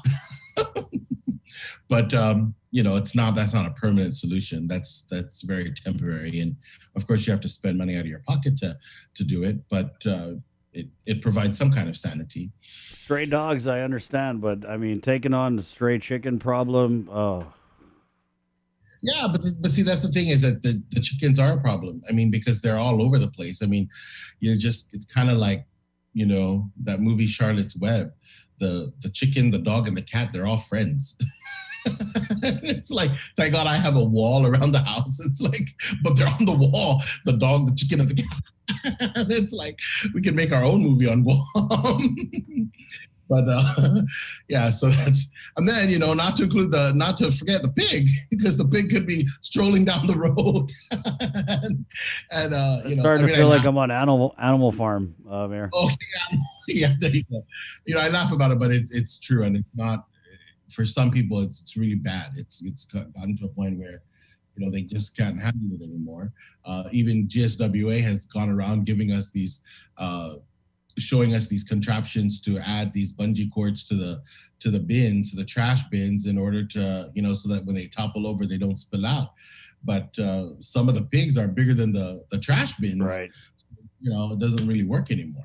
We had another comment, Mayor. Mayor Alec, what about Swamp Road? Why isn't Mayor Melissa paving the road? It's like mountain trailing in that road. Brand new vehicle, and I am already buying new shocks for a 2021 vehicle. She's leaving that area as a dumping ground. I can find out about Swamp Road, honestly, because it is a big deal. I mean, I think I had to, I was there a day or two ago, and I realized as well that nothing has actually happened to that road. I can't imagine that Mayor Melissa has not included that in a road paving plan. Right. I'm sure she has. I just would have to follow up and see what its status is, and how, there's different factors, right? We don't know what's going on with the road. I have no idea what it is. I have not looked into it at all, but certainly I'm willing to look into it and see what the issues might be for Swamp Road. So yeah, I mean, you can ask me again on Monday. I will. Just have the listener, let's tune in and see what I come up with. Mayor, we did have a couple other F. Glenn. We have the same problems with the wild pigs knocking over the trash bins. And Claire comments, I have 3 sets of hens and chicks ripping up my grass and plants. They're not mine. Right. And that's what I'm saying. It's no longer just the dogs and the cats. We have the chickens and the pigs. I like the chickens, guys. Don't if you're gonna do a roundup, just skip Telefofo, because if you round up the chickens, I don't know who my mom is gonna feed the leftovers to. I ain't eating the leftovers. They're going to the chickens. Yeah, this is all my fault. I'm feeding them. It's my fault. You put yourself in that. Yeah, I did. Yeah. But I like it, Mayor. I like the chickens. I like when I'm on a super serious phone call and there's a pause talking to the person and you hear that. It just reminds me I'm in Guam. I like the chickens. Don't go after the chickens, Mayor. Well, so we have family property on the side of on the beach side, and I always remember my dad's oldest sister, as a child, always throwing out the used or the day old rice or the old rice, and all the chickens coming. And back then, when I was a little kid, I thought, wow, that's so cool. We feed the chickens. But now I'm like, gosh, it's her fault. It's her fault that we're here. May she rest in peace. But it's her fault. Right. So just like don't feed the cats and don't feed the dogs out there. Don't feed the chickens. Right on. So we're on the pig side, though. I have to say that on the southern end and the central area. So Glenn, I know that you're part of the central area. So we are really working on a bigger plan for more traps to curb the pig problem on the southern and central end. Right. And hopefully that plan will work out good and we can apply it to the northern side. And that I only break it up that way because that's how the funding is that's how the funding is shared between the conservation districts. On the chickens, like I said, I have not had a good enough conversation about the chickens, but there has to be a conversation about the chickens because they're out there. I mean, shoot, there's enough Chris Barnett that you can feed in Telefofu. Okay, good. There's a whole lot more to come around. Right on. That's Mayor, just a couple more comments before we let you go. This is going because we had Bobby Alvarez comment in that the mayor laughs like a childish fool. That's mean, Bobby. And Marcy commented, Mayor Allig, I love your infectious laugh and your cherry red lips. Oh. Annie Bonds comments, beautiful laugh, Mayor. It shows you enjoy what you're doing as a mayor. Yeah, nothing wrong with laughter. Keep it coming, Mayor. Thank you for your time this morning. You're welcome. You guys have a good day. Okay, hasta. Adios. Mayor Jesse Allig and his laugh are a regular feature on the link here. We do every Monday, we do a weekly update. Then, of course, throughout the week, we'll bring in different mayors, talk about what's going on in your neck of the jungle. It's 8:05, Monday, February 21st. We're brought to you by Pacific Points, Calvo Enterprises, ITN, and Jack in the Box. If you woke up this morning anticipating an announcement from the Republican Party of Guam about who they are going to be running against Governor Lou and Lieutenant Governor Josh, go back to sleep. That's going to be tomorrow. Okay, I think they forgot today was a holiday, and these Republicans don't work on holidays, I guess. But so now it's going to be tomorrow at 12:30. There will be an announcement. I don't want to spoil it for you guys, but it is. They are going to announce their gubernatorial team, which we did. I think a lot of people know already who it is, but we're just pretending that we don't because, well, just trying to be nice. And not steal anyone's thunder. But it's going to be good. I think it's going to be a juicy election, just based on what I'm hearing of the front name, and it's that name that we've been hearing. We talked about it with Shawn, former Governor Felix Camacho. But who the running mate will be, well, I guess we'll just have to wait and see. But I think it's good. I think that I've been hearing that with all this talk about who's running. Of course, I'm not saying the governor, lieutenant governor would be nervous. Maybe nervous isn't the right word. I would feel anxious because you don't know, who are you going up against, right? And, yeah, you could have your record and all the things you want to campaign on.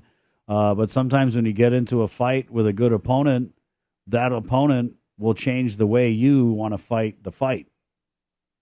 Right. And so one thing I will say about Lou and Josh, they like to fight. I mean, we've seen it. Some of the fights that they've gotten into with Republicans, with some of the other Democrats, they definitely like to get scrappy. And so that's why I think this is going to be a good election. It is. Wow. And it's just getting started. It's only February, guys. So March, April, May, June, July, August. Ooh, wow. Good hard 6 months. We'll get that announcement from the Republicans tomorrow, and then the matchups will be set on the Democrat-Republican side. Of course, it remains to be seen what your Congressman, Michael St. Nicholas, is going to do.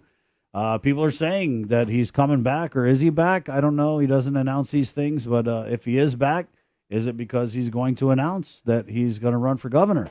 Can he announce that he's going to run for governor if he doesn't have a running mate yet? Would you do that? I don't know. Maybe. Change the game. We're living in a brave new world. Why not just say, hey, I want to run for governor? And then you just watch your phone blow up. Hey, who's your LT? Hey, what about me? You want me to be your running mate? You know, that kind of thing. So we'll see. But, wow, if we're going to get the congressman running against Governor Liu in the primary, and then you got former Governor Camacho, I mean, that's just one, right? You don't know if there are going to be other Republicans who are going to run too. On the other side, it's kind of looking like Governor Liu and Lieutenant Governor Josh are going to be like fighting everybody. They're pow, just taking it from all sides. It's 8:08. Quick break, and then we're coming back with our 8 o'clock newscast, and we're also going to Tinian with Tomas Manglotny, our CNMI correspondent. That is coming up next right here on The Link. Good morning. Uno Mix. KUAM Communication is your home for star-studded entertainment from America's top networks. From specials, concerts, award shows, and can't-miss red carpet moments. It's all on KUAM TV 8 and KUAM TV 11. Check KUAM.com and our social media pages for showtimes and schedules. Network specials on KUAM Communications are brought to you locally by King's Restaurants, Ruby Tuesday Guam, and Docomo Pacific. No bonus too hot for me. That's hot, Barnett. Thank you. I just get emotional in February because Valentine's.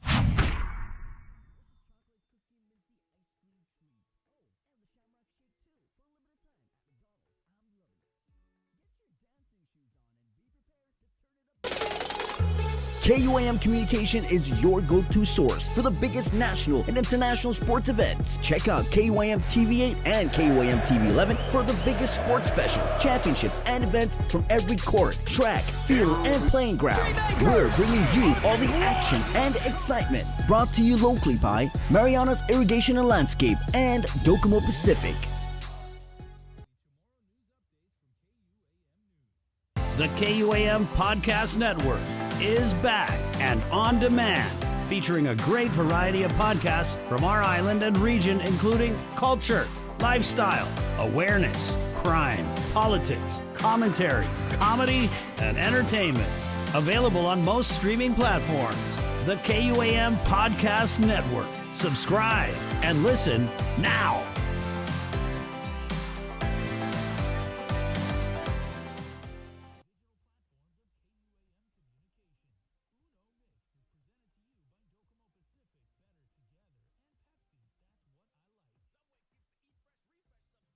Let us know what's up on our KOM News WhatsApp tip line at 671-727-0094. Share information about what's happening in your town, on Guam or the CNMI, and what you want us to know. Reach us on WhatsApp at 671-727-0094.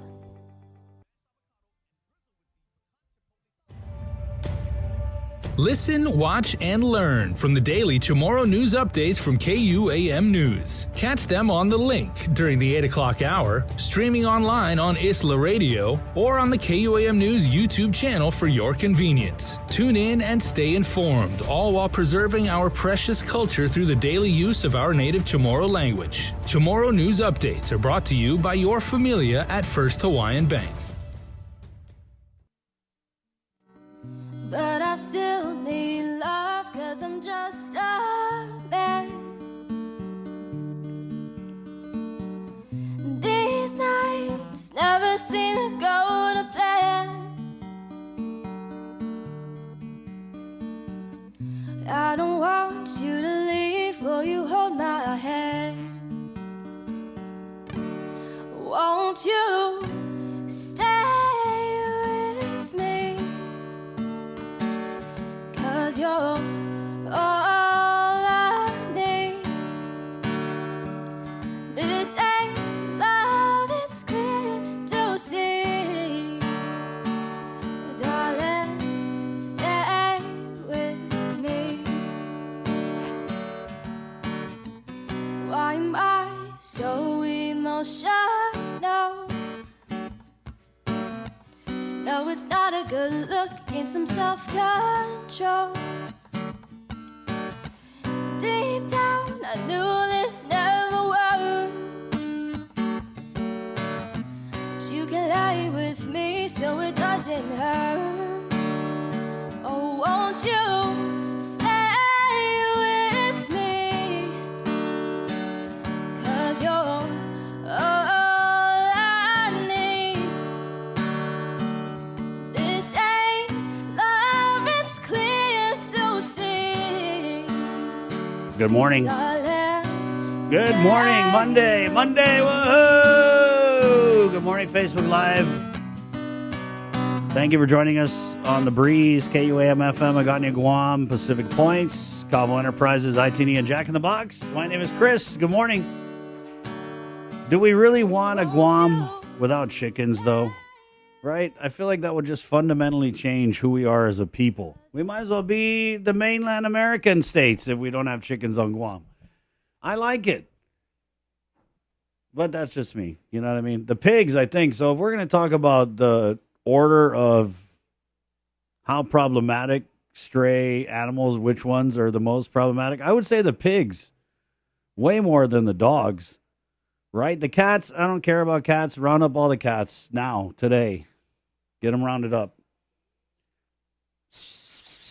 But the pigs, though, it seems like they're the worst ones, right, sir? Yep. They're crazy. They just have they don't respect anyone's property lines. They just go all over. They're digging, rooting, they're eating your hot pepper, running down your marijuana that's growing wild. That's to me, the pigs is the real one, right? The chickens, God, my grandma, come on. My grandma had pet chickens. We're very close with our chickens in the Ville, you know? I feel for them. I mean, like I said, we feed them the leftovers every night. I mean, sometimes we'll be having dinner. The kids, got a little bit of rice or whatever, vegetable they don't want to eat. They're going to the trash can. My mom will be like, no, put that for the chickens. So we're trained already. I just don't know what I would do without chickens on Guam. I don't like it. It's 8:15. If I was running, that would be my always. We will always have chickens. Anyway, it's 8:15, guys, Monday, February 21st. Yeah, so the big announcement from the Republican Party is happening tomorrow. More people commenting in about Mayor Jesse Alleg's laugh. Maggie Monroe Anderson says, we love his laugh. I love his laugh, too. Mayor Alleg here, we also had a comment from Chamarita Regis about Swamp Road and whether or not it's going to get paved. Chamarita comments, I'm holding your words on that, Mayor Alleg. Melissa Savars puts Band-Aids on it. I'm tired of her not fulfilling her duties as mayor. This is the third time we complain about it. And then as you guys could see, pop that up again, sir. That was funny. So this Republican Party release, this thing looks like a bill from the legislature that had too many mistakes on, right? Because look how it's going to pop up on you guys' feed on the Facebook Live. If you're on the breeze and you want to up the ante a little bit, jump over to Facebook Live because I put gel in my hair today for you guys. But yeah, this is the Republican Party release. As you can see, they were supposed to make an announcement today, and then they just went and crossed out all the what? What is that? This is not this is like when they mess up in the bill and they're like cross that section out. So as you can see here, the announcement will be made tomorrow, not today. And it'll be tomorrow at 12:30 at the Guam Republican Party headquarters, which is located at the Orleans Pacific Plaza. All right, there you go. That's going to be good. I'm telling you, it's the gubernatorial team announcement. 8:15 now. Let's go ahead and get into our first look at news. Guys, also get your passport ready. We're going to fly up to Tinian. Tomas Maglonia just checked in there. Hopefully he won't be too jet lagged to join us as he is flying out to Tinian as part of our expanded regional coverage with the CNMI and the KUAM news team. That is coming up. It is 8:16 now. Again, we're brought to you by Pacific Points, Cabo Enterprises, Tinian, and Jack in the Box. Our 8 o'clock news is brought to you by Pacific Points with the very latest from the KUAM news team. Good morning, Isaiah Uggan.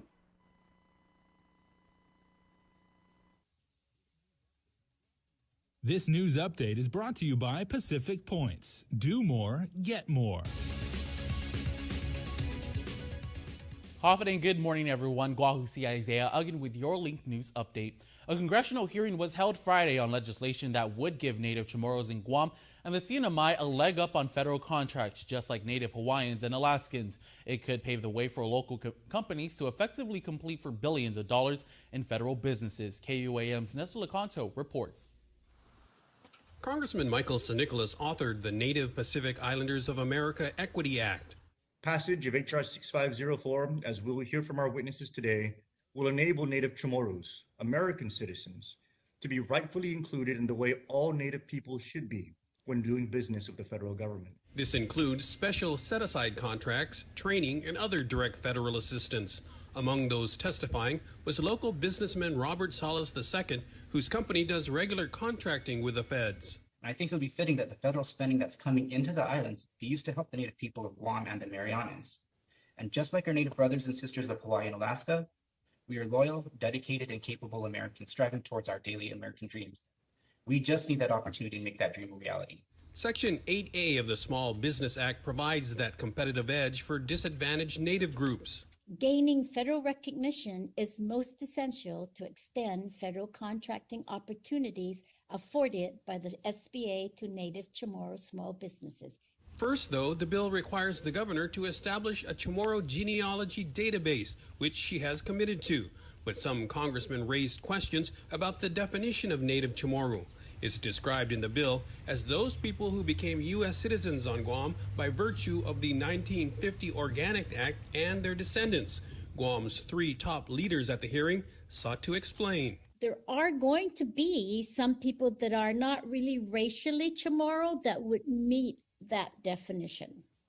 So I don't know how that plays into the SBA, but I think the way it's defined is defined in alignment with Congress' definition. There's been court cases where our use of the word Native Chamorro or Chamorro even have been challenged in court. And so we are trying to find a way, I would think, to not have any impediment put in front of these Native Chamorros to actually avail of the program. We're trying to walk that narrow path of being able to make sure that we are able to identify our Native people properly, but also within the context of what is acceptable in our judicial system within the United States.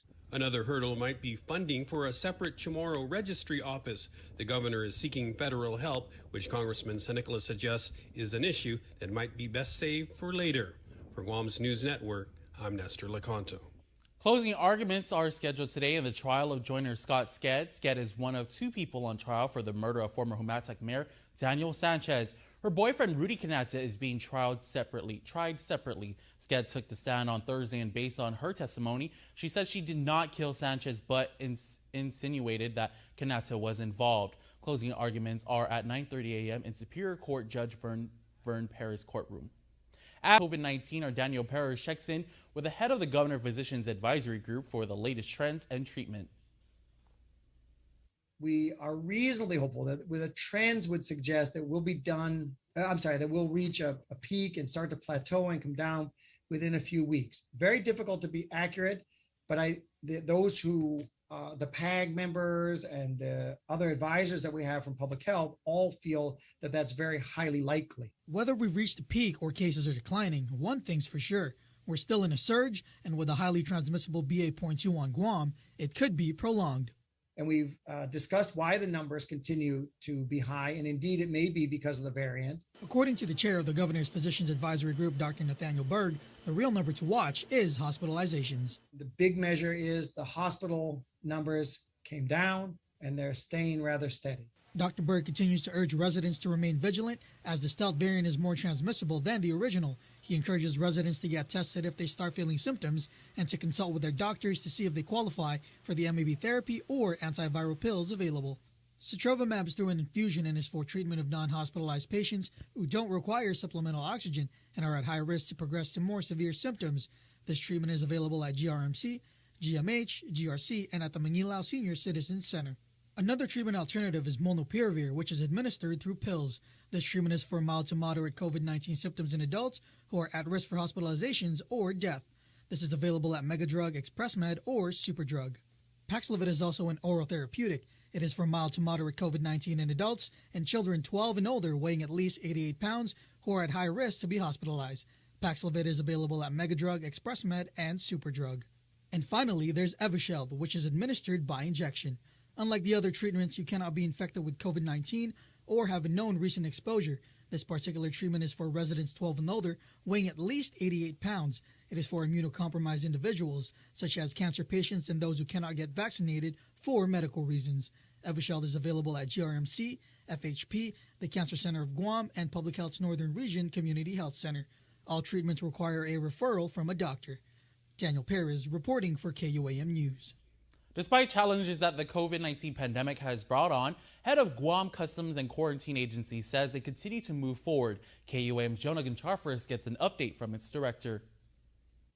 The Guam Customs and Quarantine Agency operates under a special fund to maintain operations, and as a result of the COVID pandemic, the fund has drastically been affected, with a decrease in incoming passengers since the onset of the fourth COVID surge on island.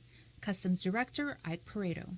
If we're not collecting, then that means that we're not meeting our budget needs for the agency. And to give you an example, we average 500 passengers a day. If you do the math on that, with the fees that we're charging, we're collecting maybe about $15,000 a month. Pre-COVID, Customs were processing an average of 4,000 passengers a day and collecting about $1.2 million a month. We're struggling, but we have to maintain the initiatives that we have to continue to protect the borders. Despite the hardships, though, Pareto wants to reassure the island community. Although we're still under this pandemic, our agency continues to make sure that we protect our borders. We must move on with making sure that we not only deter and detect illicit drugs coming through our borders, but making sure that we also ensure that the public is aware that we're out there, we're watching, and we can't do this job by ourselves.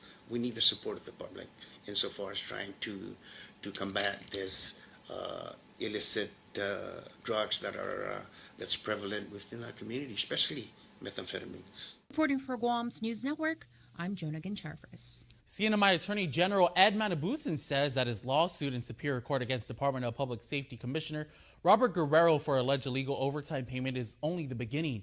KUAM's Tomas Manglotnia spoke with the AG as he left the legislature after a meeting with lawmakers, legal matters related to the governor's house contempt charge as well. Here's more. Last week, CNMI Attorney General Edward Manabusan sued Department of Public Safety Chief Robert Guerrero over alleged illegal overtime pay in 2018. Guerrero received nearly $47,000 in addition to his $54,000 salary for his work in the 2018 Typhoon U2 disaster response. This is just the beginning of a number of cases that we're reviewing and they're under consideration. So, with respect to the others, it's under consideration right now. And those are other cabinet officials as well? That's correct. The AG was not able to provide much detail, but says that there's more to investigate. There may be more to collect. We are pursuing everything that we feel it's necessary. With regards to overtime payment. We asked CNMI Governor Ralph Torres about the issue at a press briefing on Friday. I don't know exactly who else got served or got overtime right now. I mean, I can get that information for you later on. But off the bat, I don't know the exact names or how much they got. He says the overtime payments were recommended by the Office of Management and Budget. And I asked that,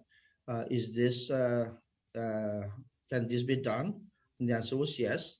And so we move forward on it. He continues to pass the buck and says the matter is now in the hands of the legal system. The issue here was not whether they worked overtime, because they did work overtime during those disaster. The question is, should they be eligible to receive overtime?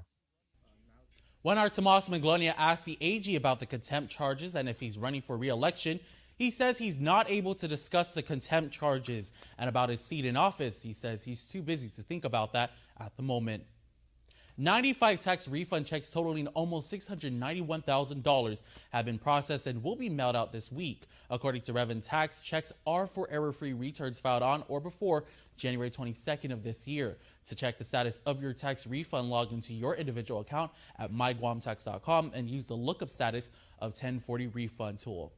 For more news, go to KUAM.com. Guahusi Isaiah Uggan, and we'll see you tonight on KUAM News Primetime. This news update is brought to you by Pacific Points. Do more. Thank you very much, Isaiah, with our link update here at 8:27, Monday, February 21st. Let's head over to the CNMI. We're standing by live from the island of Tinian, and it looks like he's at the Taga Quarry. Tomas Maglonia from the KUAM news team. Tomas, are you there? Hafiday, Chris and Joe, sir. Hafiday, good morning from Tinian. You're right. I'm standing right in front of the House of Taga here in Tinian. We're going to be doing some reporting in the next day or two on some of the latest local events and also some military matters. Tomorrow, the Tinian Divert Airfield is expected to have a ceremony for its ribbon cutting and opening.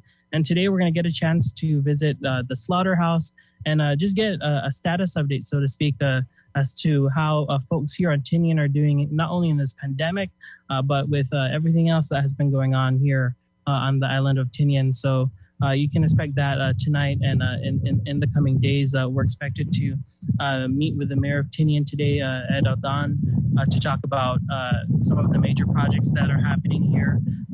There's been a lot happening.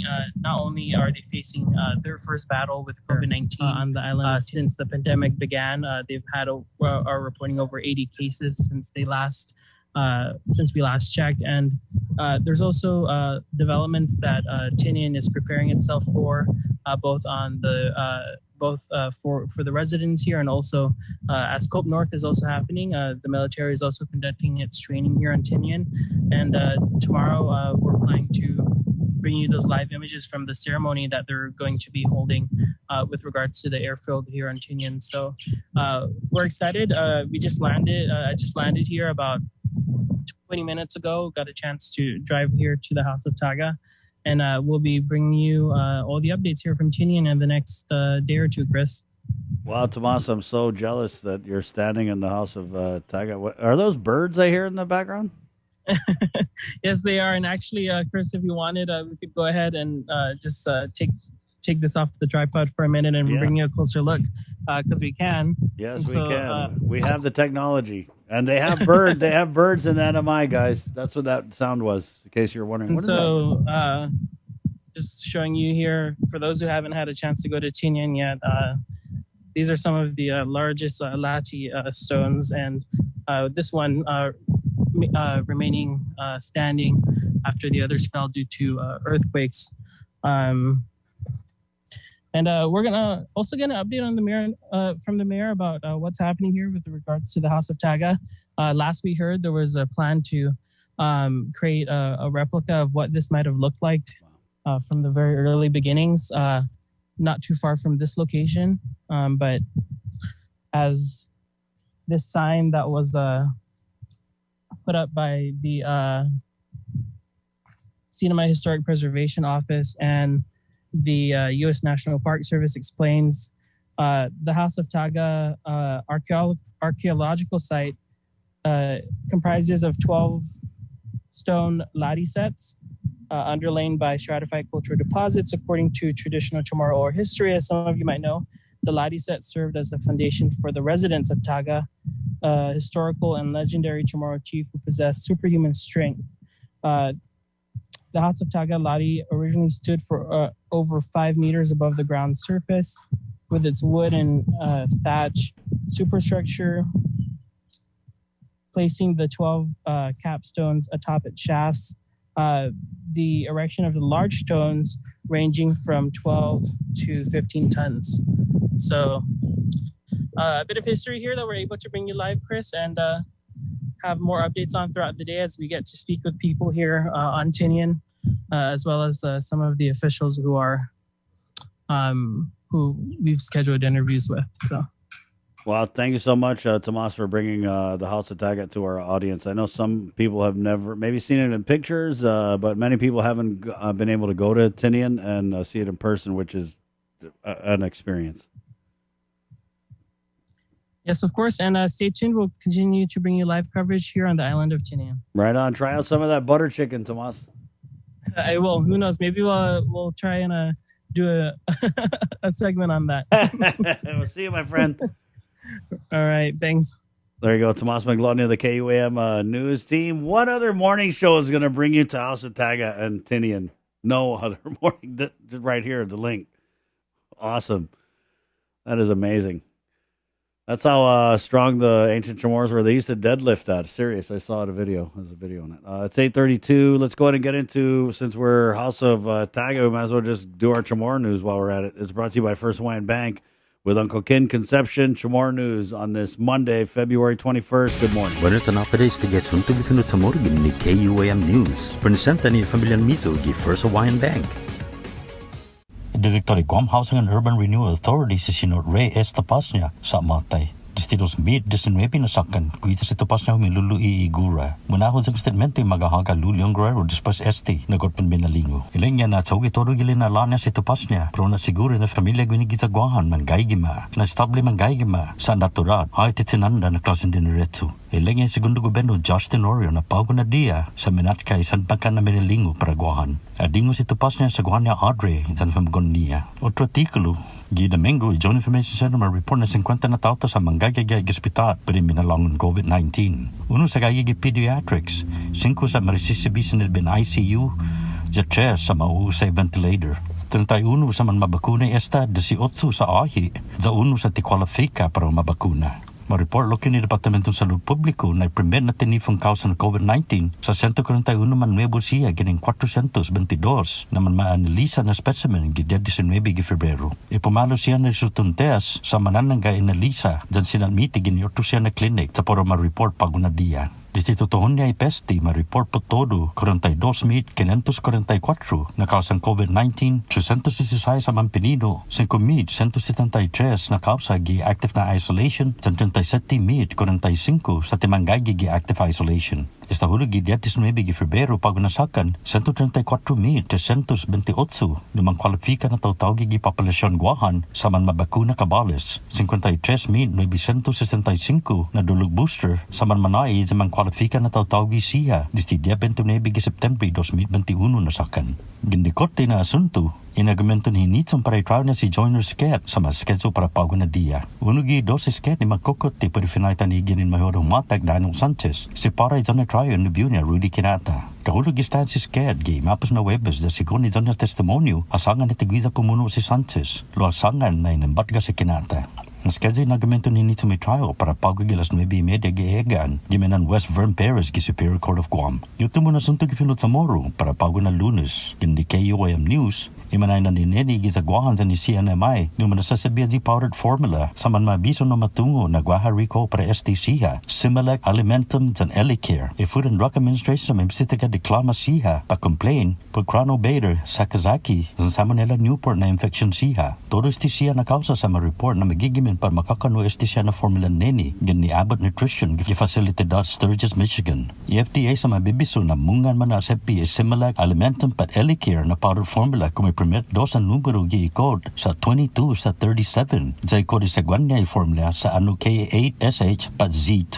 Zan expiration na fetsa sa dia uno gi-bread para muna. Sigun na release gin ni Commonwealth Healthcare Corporation para tungo ko sumano is ang mizo formula gwina na recall. Bisita is similacrecall.com. Zon type alam i code ni gagigis ang papaikahita. Pasno agang 1-800-986-8540. Doon tatizi direksyon ni Manaimo. Para Guam News Network, Guam si Ken Conception. Yasuto ifinut sa Moro sa presenta sa ninafatto ni Familia Mizo gi First Hawaiian Bank. Say hello to the First Hawaiian Bank mobile app. Want a better look at your spending? With Money Map, you can automatically create budgets and manage where your money is going. Know when you have a green light or when it's time to slow down. Maybe cook more meals at home this week. Set your goals. Track your progress and find your way to exactly where you want to be. With Money Map from the First Hawaiian Bank mobile app. It all starts with yes. Do you feel like you're missing out on something? Make life more rewarding with Pacific Points.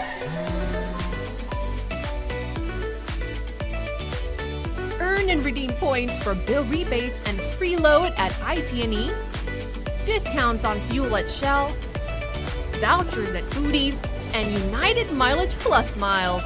You can even pay with Pacific Points at IT&E, Shell, and Foodies. Pacific Points. Do more, get more. GU Self-Storage, conveniently located near the Harmon McDonald's. We offer affordable rates, online payments, and auto bill pay for your convenience. Plus gate access daily from 6 a.m. to 9 p.m. Call us today at 648-7867 for more information.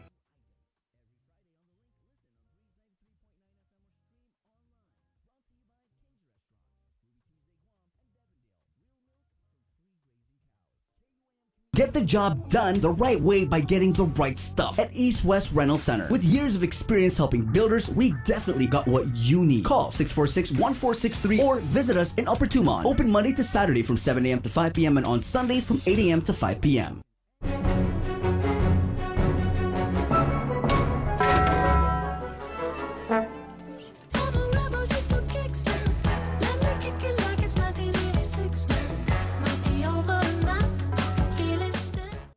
Mariana's Irrigation and Landscape Superstore. Stop on by and visit our showroom today. We offer everyday low prices on all major outdoor power equipment like bush cutters, chainsaw, power washer, generators, and more. Need service, repair, maintenance? Well, check out Guam's best superstore only at Mariana's Irrigation and Landscape, located in Barragata along Army Drive between Submarina and Besta Market. Call 735-7446 for more information. Now shipping to surrounding islands. Mariana's Irrigation and Landscape Superstore.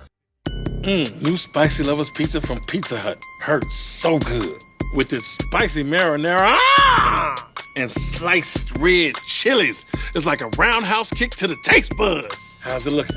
Don't be bashful with the fiery flakes now. I want it to be real spicy. I haven't started yet. Okay, I'm ready. The new Spicy Lovers Pizza. Get it while it's hot. You want respect? Red chilies get you respect. Knowing our pizza's the Hut. Join Nestor Lacanto for virtual in-depth discussions with the movers and shakers in our community every Wednesday on In Full Zoom. Presented by IT&E and Calvo Enterprises, Inc.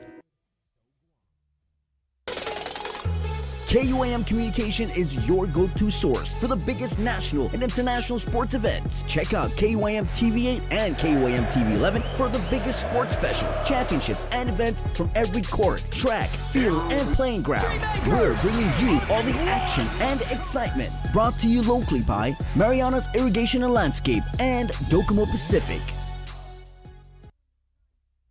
Pass me slowly. I whisper, take a breath and say, oh man, if only. But no, not even one look, not even a glance. I'll go home to feel like, man, I'll never get a chance. One day I promise my motivations will change. When I've got nothing left to lose and everything to gain, I'll drop sweet lines, ask if you like the way my band plays. I ask you what you're signing, what you usually do on Saturdays, and if you've had any dreams that have ever come true. And if you can see in me all the things I see in you, even if we don't have a future, could we still have a past? Do things, go to places, make memories to last. I swear I don't want a lifetime, wanna meet me in the nighttime for 3 or 2 or 1 night. Just show me it's the right time. Show me it's the right time. Show me it's the right time. Hey, good morning. Show me it's the right time. Hey, morning. Just show me it's the right time. How you guys doing? Good or good? It's Monday. Federal holiday, President's Day 21st. Guys, in case you didn't know, because I know you've just been dying to get swabbed up the nostril with a Q-tip. And remember, they really narrowed the testing criteria because we were short of test kits. Now, that's no longer a problem. Matutudai test kits were spilling over with test kits. And so they've removed the restrictions on testing. Guys, so if you woke up today, you didn't know what to do, you had absolutely nothing to do today, well, guess what? Now you got something to do. Go get something stuck up your nose. Free COVID-19 community testing. All right, that's at the old Carnival Grounds in Tiza and Barragata. It's by appointment, okay? No symptoms needed to test for COVID-19. Just go to tinyurl.com/COVID stops with me. It's 4 adults per vehicle. Bring photo ID. They don't do the travel testing. That's expensive, and you got to go somewhere else. Also in Alahan, they're doing testing at the Southern. This is for this week, guys. Testing in Tinian is, it's cut off here, sir. It goes till noon, and then I believe they take an hour to sanitize everything, and then they start up again till 3. Then at the Southern and Northern Regional Community Health Centers, it's by appointment only for individuals with COVID-like symptoms. Okay, so that's at the Southern Regional Community Health Center. You can call 828-7604. Oh, my God, area code 671, guys. And then you press 828-7604 to get a hold of the Southern Regional Community Health Center. That's where I would go. You know, if you have absolutely nothing to do today because it's a holiday for you, go down south. Check out Inalan. Check out what Mayor Ton Chargaloff has been doing with the beautiful village of Inalan. They got these like rainbow rocks after you get to Wolford Heights. Just check it out. Get on, take a picture. Don't litter or we're going to smash your fingers. So go over there at Southern. You can also go to Northern, okay? 671-635-4418 to schedule an appointment. Last appointment is 30 minutes before closing, and they stop testing at both the Northern and Southern at noon, okay? 8:44. So that's what's going on with the testing, vaccination stuff. You can go on Public Health's website. And there is I believe there's an after-school vaccination. Hold on, let me get that on my phone real quick, guys. Trying to give you the latest. This is something that Jason Solis would just be standing by, ready to go. Let me get this up here. Guys, 671-637-0094. That's our number if you wanted to call and chit-chat or whatever. Where are you at, Crystal, Paco, San Augustine? Email. So there is an after school.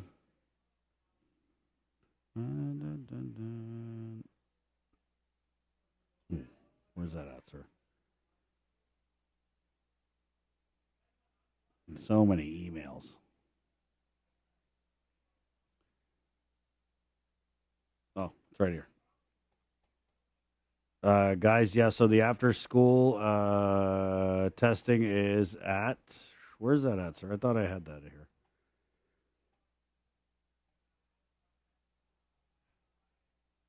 Well, you can just go check out Public Health's Instagram. They're doing vaccinations. I believe they're doing it at UOG until the 26th, and then it'll close, okay? 8:45. Let's do One Micronesia podcast, which is brought to you by Taco Bell with Victorious Flan. He's got a great episode of the One Micronesia podcast, which is one of our flagship podcasts on the KUAM podcast network. We've got a bunch of great content on there. You can check out the Huff and AIDS podcast. We've got the Chronicles podcast. So many great ones. One with Grief. Kate Baltazar Dodge has a great show. Shawn Gumatauta with That's It, That's All. That's also an awesome podcast. All right, and this is the One Micronesia podcast with our very own Victorious Falan. Good morning. The One Micronesia Update is presented by Taco Bell and Docomo Pacific. Better together. So here with me today, all the way out in Hawaii, I do have with me 455. Guys, I'm going to let you guys introduce yourselves. Thank you, first of all, for coming on the podcast. Thank you. And Gasalelia. Hey, how's it? My name is Troy. I come from Myrtle Beach, but I was raised in Augusta, Georgia. And this is my partner right here. Hi, I'm Bethia. I was born and raised here on Oahu.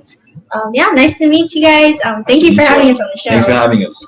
I guess to really start, because maybe some people won't know, 455 Made. Why the name? Why the name? 455 Made. The name came from our street address. And most of our ideas come from this small little apartment that we have, a small 2-bedroom. So with that being said, that's how 455 is made. Let's talk about 455 Made. For those who don't know, what is this organization? What's the goal? What's the mission? The mission is to, it's a group of young adults just, forming together with a big idea to help people grow and prosper, people that are in need, especially. And we're not only here to help people grow and prosper, but to also inspire people to do all these type of things that we are doing in God's love and strength. And with that being said, like, our mission is to grow, prosper, and inspire. We started out as a group that wanted to spread positivity through film. If you checked out our page, we've actually created a film not so long ago, probably in like February, about self-love. So we basically wanted to give out the idea that, hey, go out and love yourself, even on love's biggest day, which is Valentine's Day. And when the film came out, it was just beautiful. Like, people watched it, and people were inspired. They were like, man, like, sometimes I be like going through it, and sometimes I feel like I don't love myself as much as I need to.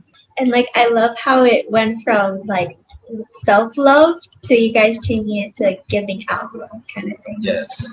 It went from, love yourself to, you can love yourself, man, love others. Let's love others, and teach them, like, give to them.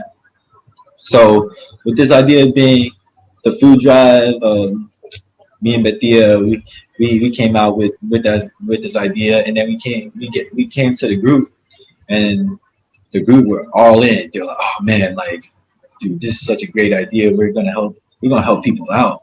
We jumped some mountains, but we got there, and like, it was bigger than what we expected. Like, it's just crazy how everything came together so perfectly. Like, with the struggles he talked about, like, maybe like the next day, like, God would bring us a solution to it, and like it would work out. And we ended up serving like over 100 people that day, and then day after too, because we had so much food. We had leftovers. We went out to the other side of the island and passed out meals there too. Wow, that's amazing. You talk about starting it off from just a video, and I think it was just amazing that you started. It all starts, there's a saying, like, it all starts with you, right? You've heard the saying, it all starts with you. So you guys made a video on self-love. Obviously, you have to start there. You have to love yourself before you go out and love others. We've heard this all over and over again. So you guys definitely did that with the video, and then now you guys out and about and helping out. One of the people who really needed help, especially during this pandemic, was those who couldn't afford living, and then now on the streets, and from time to time, they struggle in finding at least something to eat, either for breakfast, lunch, or dinner.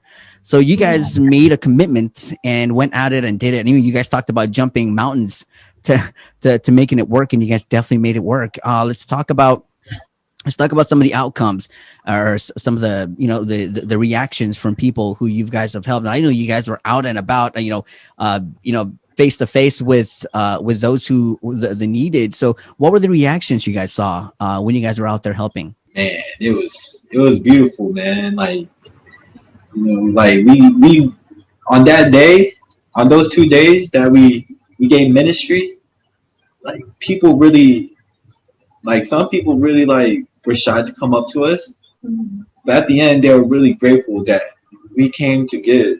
We came to help them get a meal for a day. It was very beautiful. Yeah, and it's very humbling too, like, seeing people that are struggling themselves, like, the humbleness, and then like coming up to us and like being open to receiving help in the same way. Wow, what an amazing talk I had with Troy and Bethia, and to pretty much learn about 455 Made and what the organization is all about. Remember, there's still more on the podcast, and you can still catch that tonight on KYM TV 8 at 6:30, and then tomorrow on the KYM News Facebook page. Until then, you guys continue to have a great and an amazing one, and be safe. My name is Victorious, and I just want to say peace. The One Micronesia Update is presented by Taco Bell and Docomo Pacific. Better together.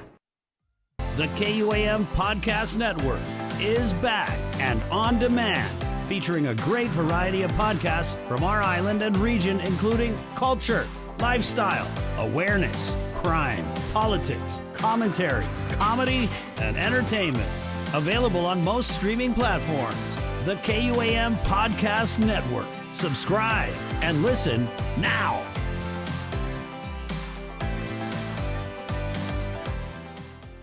No bonus too hot for me. That's hard, Barnett.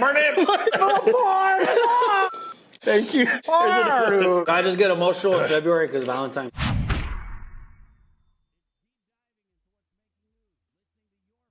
It's deep diving into what's making news, listening to your feedback, and getting you the answers you deserve. Plus, remembering to laugh a little too.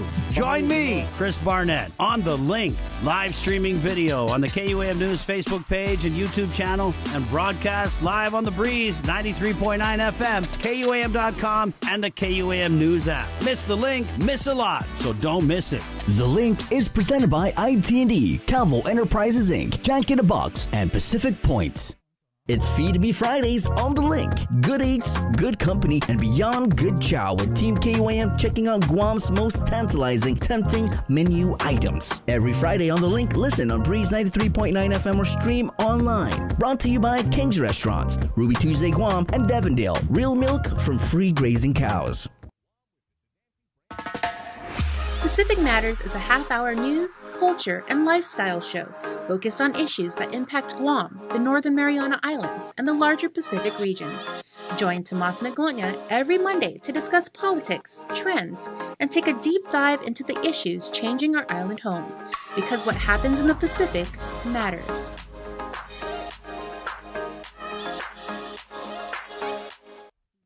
KUAM Communication is your home for star-studded entertainment from America's top networks. From specials, concerts, award shows, and can't-miss red carpet moments. It's all on KUAM TV 8 and KUAM TV 11. Check KUAM.com and our social media pages for showtimes and schedules. Network specials on KUAM Communications are brought to you locally by King's Restaurants, Ruby Tuesday Guam, and Docomo Pacific.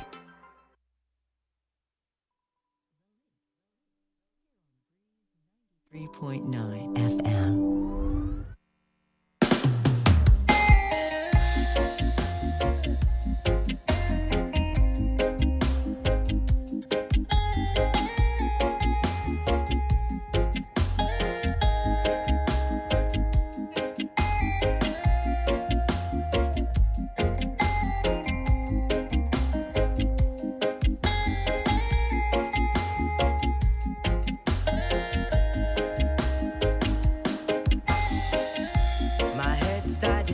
On my shoulders, my body's feeling warm, but the room was growing colder. Yeah, the room was growing colder. And so 8:55. Well, I guess we'll just have to wait another day for this big announcement coming out of the grand old party, the GOP, the Republicans. And wow, just from Wednesday's show, right? So they're doing their announcement tomorrow at 12:30. It was supposed to be done today. I don't know what happened. But basically they said, no, okay, Tuesday, 12:30. Tuesday works better for everybody. And then Wednesday we'll talk about the matchups, right? Kellen PXC, you know what I mean? What are the matchups? How do they match up? Governor candidate to governor candidate, lieutenant governor candidate to lieutenant governor candidate. And don't forget, it's not just Adelup that's up for grabs. There's also the Attorney General's office, as we have seen, of course, about official as it gets. Former AG Doug Moylan. Remember when he had the eagle? What was the name of that? There was an eagle. The AG's office, they had a big mascot. Anyway, yeah, I don't know what the name of the eagle was. Kind of reminds me of that show Peacemaker. There's an eagle in there. Anyway, so it's former AG Doug Moylan. He has picked up a packet for Attorney General. Of course, current Attorney General Levin Camacho's wife picked up a packet for him. He announced his bid for re-election right here on the link.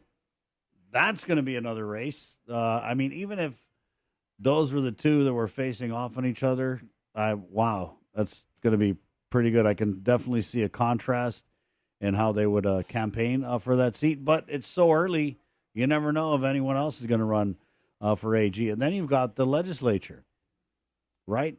the battle for the majority. Is this legislative term has definitely been pretty interesting. As there's been a lot of legislation that's been passed with fewer votes than maybe we're used to because of the extended absence of the Vice Speaker, Tina Munia Barnes.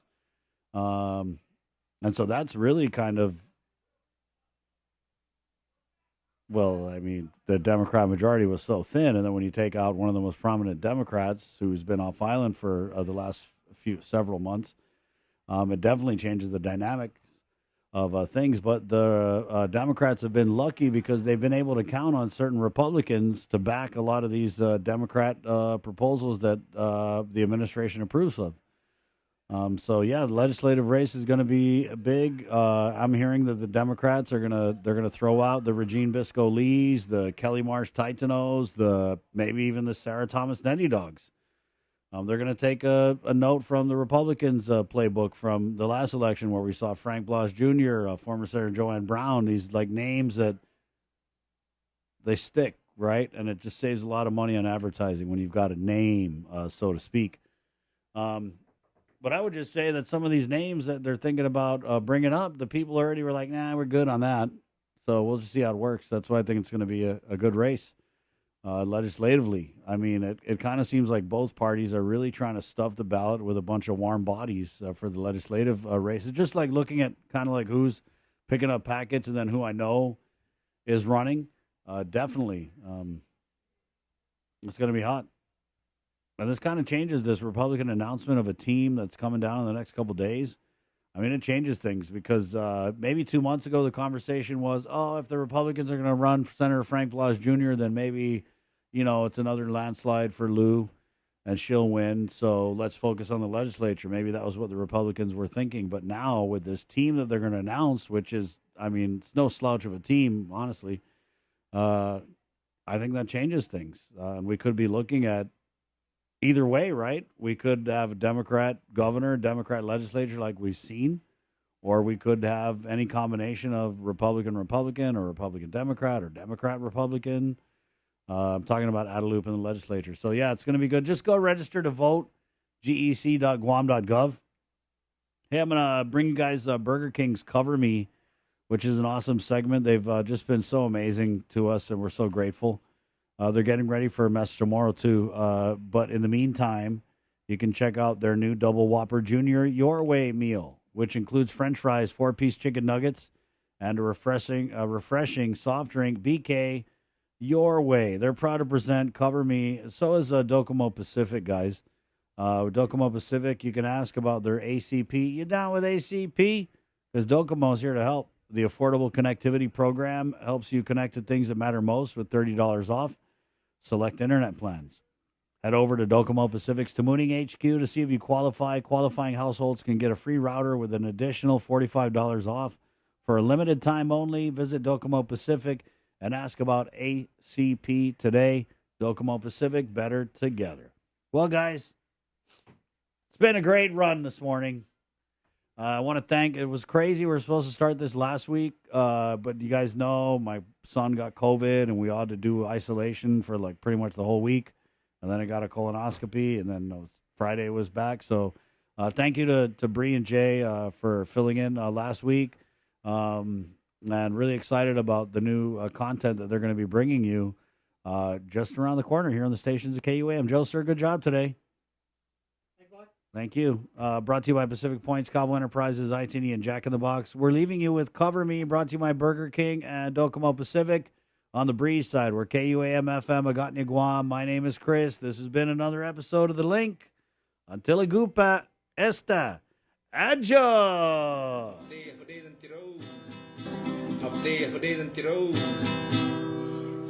Back for some more classic more songs.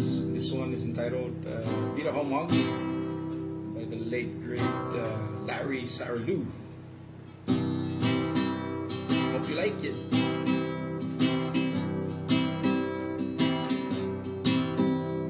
My